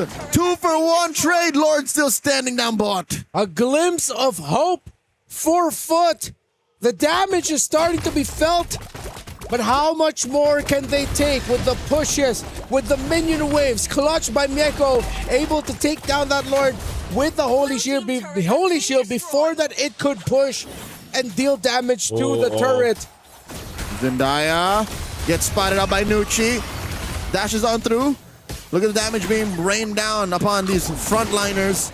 Nora looking for the mount, and she just built her cursed helm. Yep. All right, Foot Esports holds on. They didn't lose too much of anything in the base turrets, but as we expected, Falcons Mena got a few more turrets, about 4 of them off that first Lord, and I think that's something they're going to be happy about. Just gaining more ways to find these fights around Foot Esports, because now that we're seeing the arrows, right, being continuously thrown out by Zendaya, it's landing on the marks, but how do you follow through off of that? Is it just an arrow? I mean, the concept of the arrows are very different from obviously having a gourd where he's just waiting for that setup. But Cujo has been the one, I feel like, that is causing a lot of problems for Falcons Mena. It's very problematic for Cujo. Compared to the last time we saw Joy, there's really way too much to deal with. The 2 deaths that Cujo has gotten has been her showing up, not having enough damage, and then just getting crowd control at the worst possible time that it's so easy to take the Joy down. That or neutral objective related deaths. Yeah. Not even what came to her, it's just the situation demanded her to be there. Yeah. Oh, Cujo. Uh-oh. No vision! She gets caught out! The Bellaric! The natural predator to the little Leonin. That's not on you. Yeah, that's y'all saw what happened. No vision.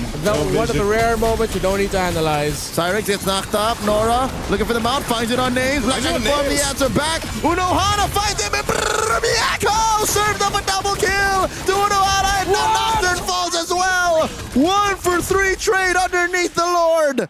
They have no retribution, but they have the numbers advantage. A massive mistake from Falcons Mena. Nana is trying to go for the Lord. In comes Nana, she has the retribution. Whoa! And still fight. Tier 1 in mid. Footy Sports turn the tables. Plot twist after plot twist. They still have 2, but Syrinx is back. They're not going to be able to end it, though. Zendaya dashes through, jumps through the wall, survives.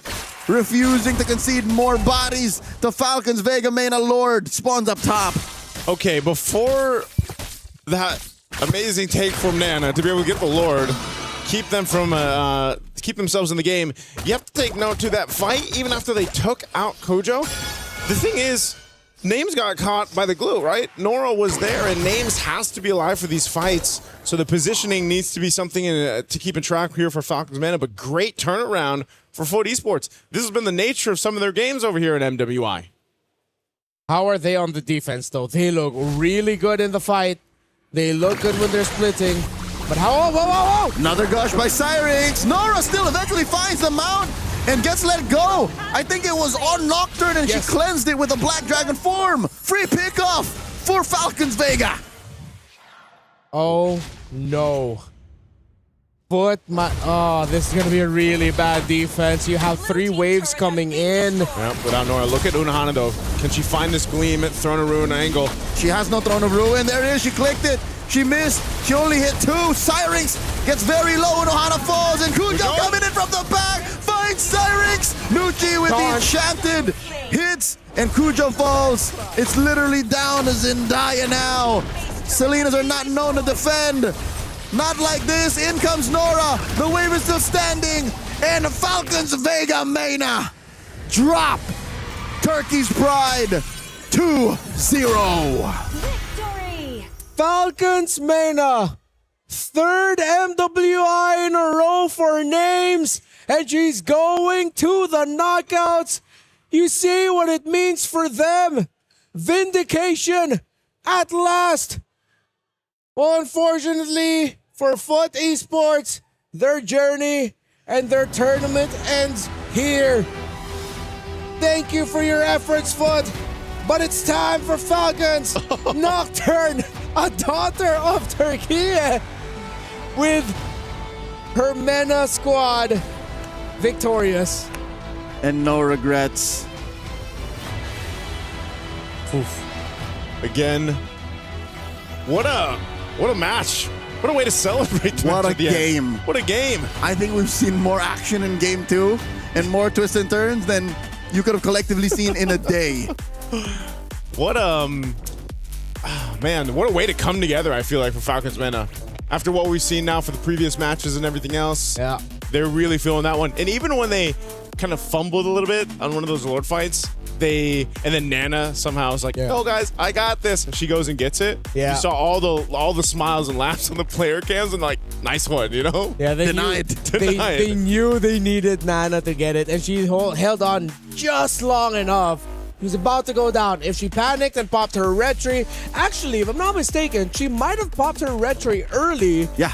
and just left it to the little advantages the junglers have without a retreat to be able to get the Lord. The damage ticks. Yeah, the damage ticks. Because she knew she was going down. So to expedite the process, instead of waiting for the retreat threshold, she just said, bang, I hope I do enough damage. Because she would have died if she waited for the last moment. There was a chance, so she's she left nothing to chance. She just knew, I'm a jungler.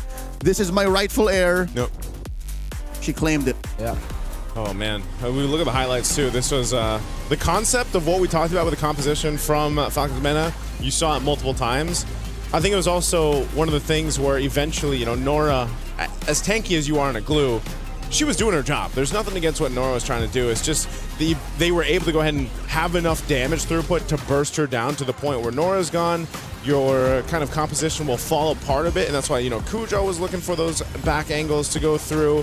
Mieko was also trying to utilize all that time she's farmed up on the Claude. But again, I think Falcons Meta just did a really good job at adjusting on the flow. Here's Nana, where she goes in and makes this effort to take this Lord. I mean, look at that. Look at that move. That could have been just straight up mind games. She knew that they would target her first. Yeah. So she retreated and just targeted the Lord. Yeah, you saw the bit of a scramble here. Although that was a great move by Mieko. Unahana, great attempt as well. But this is, again, the simple thing about the lineup, bang. Simple thing about the lineup is that even with just the Belleric, the Joy will already struggle. Because if you use your electrifying beats at a time where you cannot cleanse a little bit of that crowd control, you will just eat crowd control and get taken down really quick. That's the glass cannon nature of a Joy that Belleric excels against incredibly well. Yeah, if you have max stacks on electrifying beats, you're only immune to slows. Yes. Yeah. So a taunt or, you know, anything beyond that would put you down, and that's what happened here. Unfortunate, because she knew what she was getting into.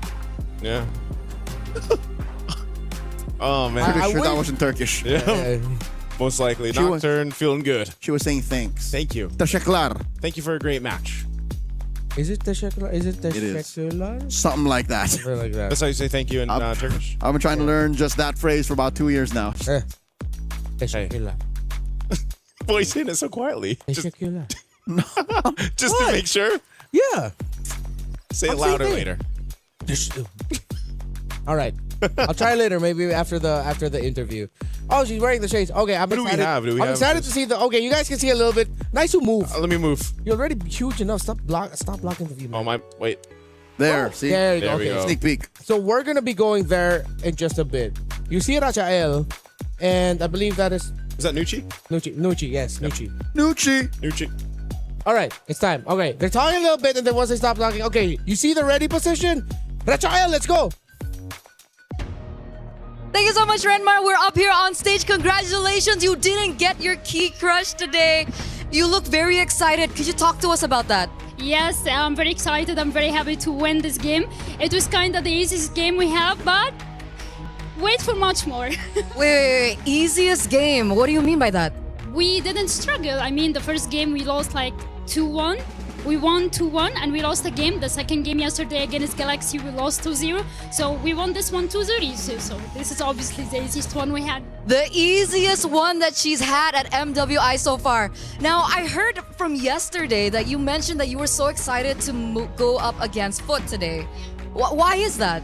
Because the reason is they have always disrespected the MENA teams. They have always said that MENA has no god team. So I think if we won today against you, who's bad now? Who's bad now?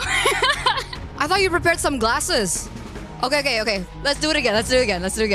Okay, we'll give her a minute. Okay, 3, 2, 1. Yeah. She's feeling it 100%. She is feeling it. How did you bounce back from yesterday? Was it just because of that motivation? Well, we kind of was trolling yesterday against Galaxy because we wanted to go against Food, because we wanted to be the one to eliminate them and break their own key. So yeah, you got it. Well, you've done that right now. You will be doing it as well later on. I want to start try hard again now. Okay, try hard. Next game is going to be quite interesting as well, because technically this time around you aren't going to be able to choose who you're up against. It's obviously either Team Ray Young or Geltec. Who do you think they'll choose first, and who do you think will be choosing you? I think I'll choose Geltec Because I love Kiwi. I want to play against her. Oh, so you guys are friends? No, we're not. Oh, you're not friends. Oh, you're a fan. Why are you a fan of her? Because I like her. She's sweet. She's a kind person. I don't know. I just like her. Okay, we're feeling the excitement here up on stage. And of course, we do want to ask, finally, do you have any messages to all your fans back at home? Thank you all for your support. Thank you all for you keep encouraging me even if I'm losing. So thank you so much and wait for much more. Wait for much more and wait we shall. Thank you very much, Nucci. And we're going to throw it over back to Renmar. Take it over. The Shekilar. There we go. I finally said it There it with with the energy. Why would you say that to her? Thank you. She's from Egypt. I'm seeing the both of them. None of them are from Turkey, but still. Shukran. Let me do my thing. Shukran. Makasi. All right. Salamat. Hi, I'm Renmar. As Eterna said, Nucci, I love the energy that Nucci brought over to that interview.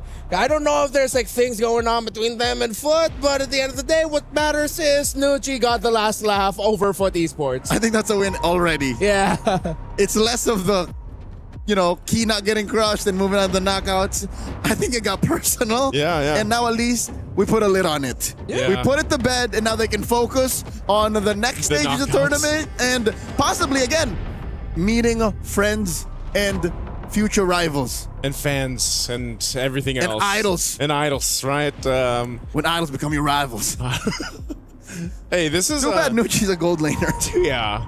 Oh, yeah, so she'll meet her eventually in the team fight. a roamer, sorry. Yeah. No, Nucci? Yeah. Oh, Nucci's... Oh, wait, no, this is good? That is, yeah. She's a roamer, so she'll see KOA in the map often, yeah. Yeah. She'll check in. Yeah, I'm so used to... For some reason, I always get them mixed up. Nucci and Names. Names, gold laner. Same. Yeah. Same. Yeah, yep. They always say hi. They're great to... That's how long they've been in the scene. That's true. Woo! They've been repping Team Egypt and Falcons Vega Mena for a while that's now. Right. I was going to say all the way back there, even in their qualifiers leading up to here from the Africa qualifier. Yeah.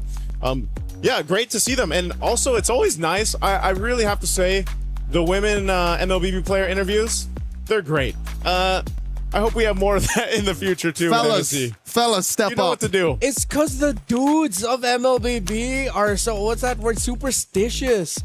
Every time they think it's like, oh, if we show a little, trash talk a little bit just for fun, or like show a little bit of spunk and energy like that, you know what happens? They think they're going to lose. That's on them. And then when they do lose, after doing that, they're going to say, oh, I'm not going to do that again because when I do that, we lose because I think we got karma. It's not about karma, it's about skill. All right. Here's the thing. The GOAT himself is not afraid. Yeah. And that's the highest level of achievement. Yeah. And he still does it. Yeah. Who are anyone else around the scene to say he's doing it wrong? Hey, maybe we can have some more of it then in the time ahead of us. I know, even the video packages so far for MWI have been great. Yeah, they're fun. This is what I miss about, and this is why I'm always excited about MWI. We realized it in 2024. We were like, hey, the women of MLBB, like, they talk. And they play really good. Okay, and then 2025, we thought, all right, I wonder if we're going to see more of it. We saw a lot more of it. And now this year, even more. So it gets even more entertaining. And on Stream B. On Stream B. Not to say anything about Stream B. Like, we all know this is the best stream. It's just, they hold no holds barred. If I'm going to say something, I will. Yeah, that's how it should be. Unfortunately, even for us here, it just hit me. That was our last match for Stream B. Oh yeah, we're gonna be Stream A people now after this. We're gonna be Stream A people. Why would you say that, this, Joseph? What? We'll bring the Stream B vibe over there. All right. We will bless them. We will. Do you guys have a favorite Stream B moment? All of it. All of them. All of it. All of it. Also, LaFell was part of this, but unfortunately, he's bringing the vibe early. He has transcended sooner. He has transcended as the newest Wee Bear Bro. He's transcended. What do you mean the newest Wee Bear Bro? He's always been here. He's the newest. No. Since 2022, he's been chronologically, the newest Bear Bro is you. It's Leo and LaFell, then me. No, then but you. the name came. No. The name What are came you talking first. What do you mean? Names is a gold laner. Yeah. And Nucci I remember the specific time when it was said from the community. And that was in the Philippines. There was a gentleman by the name of Erwin. Erwin. Who coined said term, and that made us part of a community that we didn't know we were part of, and then here we are now. Now you're all part of it. That we unintentionally became a part of, but we're very happy to be part of that community. It's time to look at the Key Crush now, as Falcons very happy that they were the team that eliminated Foot Esports. It's Nocturne! Of course, got it's Nocturne to do it! Oh, man, I thought it was going to be Nucci, but it's Nocturne. This is painful. Kirmizi Beyaz, and at her hands too. Cold! Cold! I want a Nocturne jersey! Falcons, can I get a Nocturne jersey, please? Oh, man. I love the OG Falcons members, but Nocturne's my current favorite. Yeah. I'm a Nocturne bias. She's brought fire to the lineup. Flip that! Oh, man. Oh, so many and shards. There's a sharp shard. Oof. Straight to the heart. He's proud. Yeah, what a way to crush that key.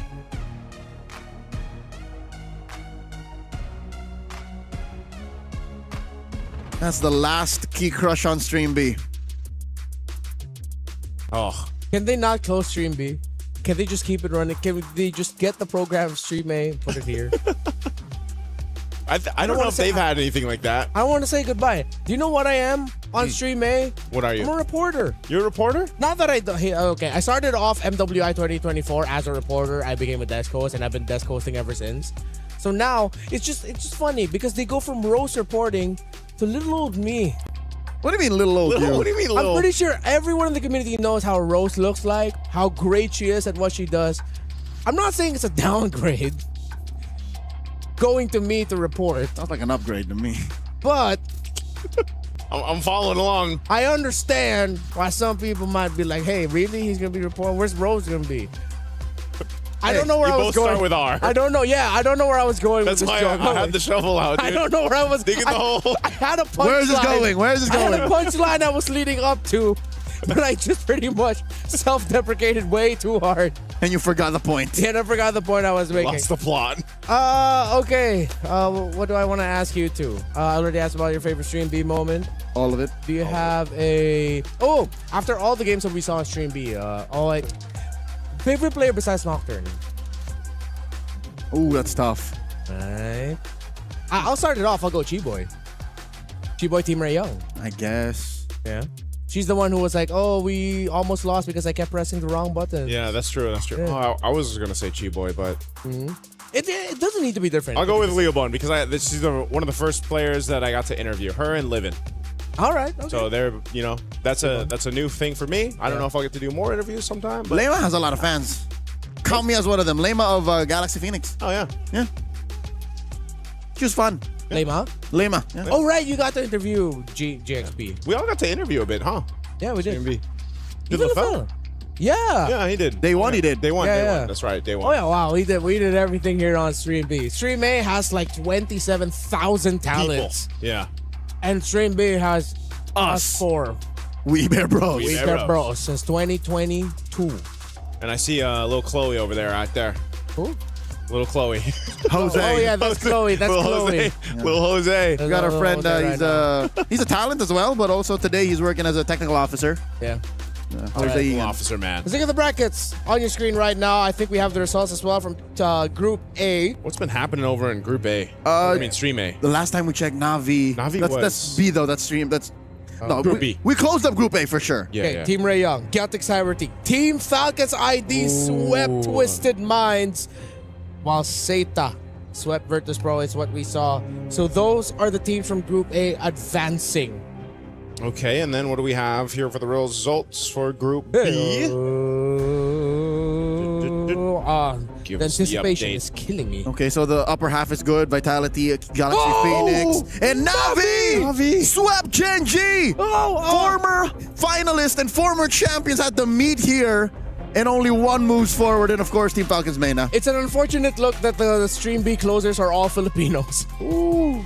But thank you, Genji, Navi, advances.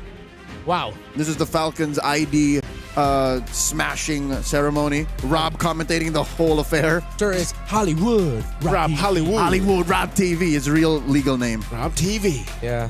He showed me his birth certificate. I was surprised. He brought it out from Ohio. Yeah, his first name Hollywood, middle name Rob, last name TV.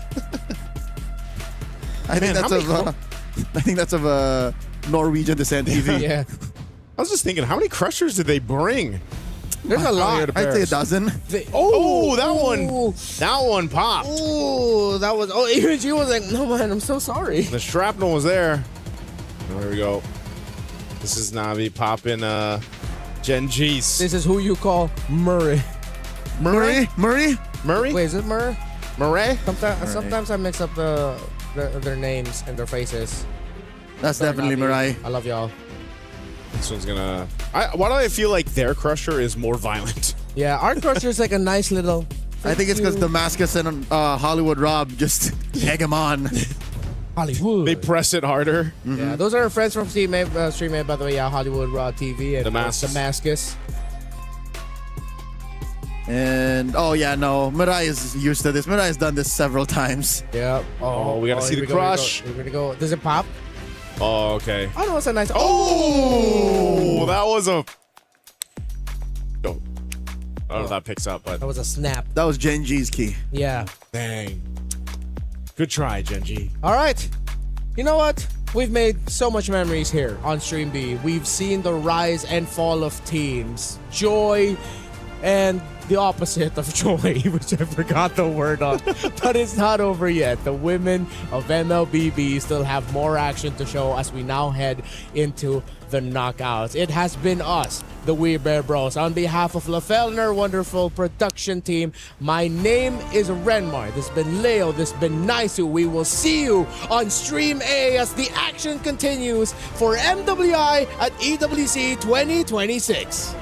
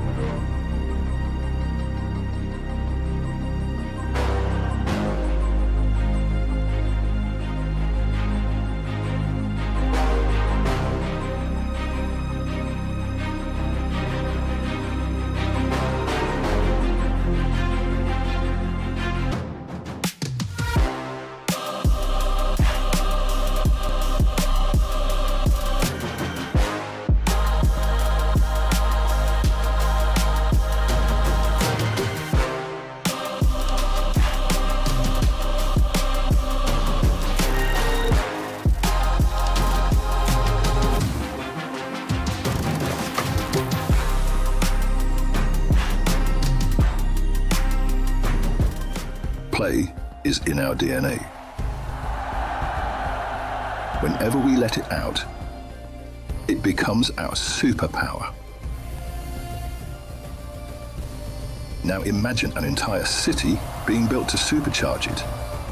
Qiddiya City, powered by play. The human body was built to move. Not trapped at a desk in one singular posture for 12 hours a day. It's time your chair evolved. This is Secret Lab Titan Evo. Ergonomically engineered for you, gamers, hybrid workers, artists, backing your every move.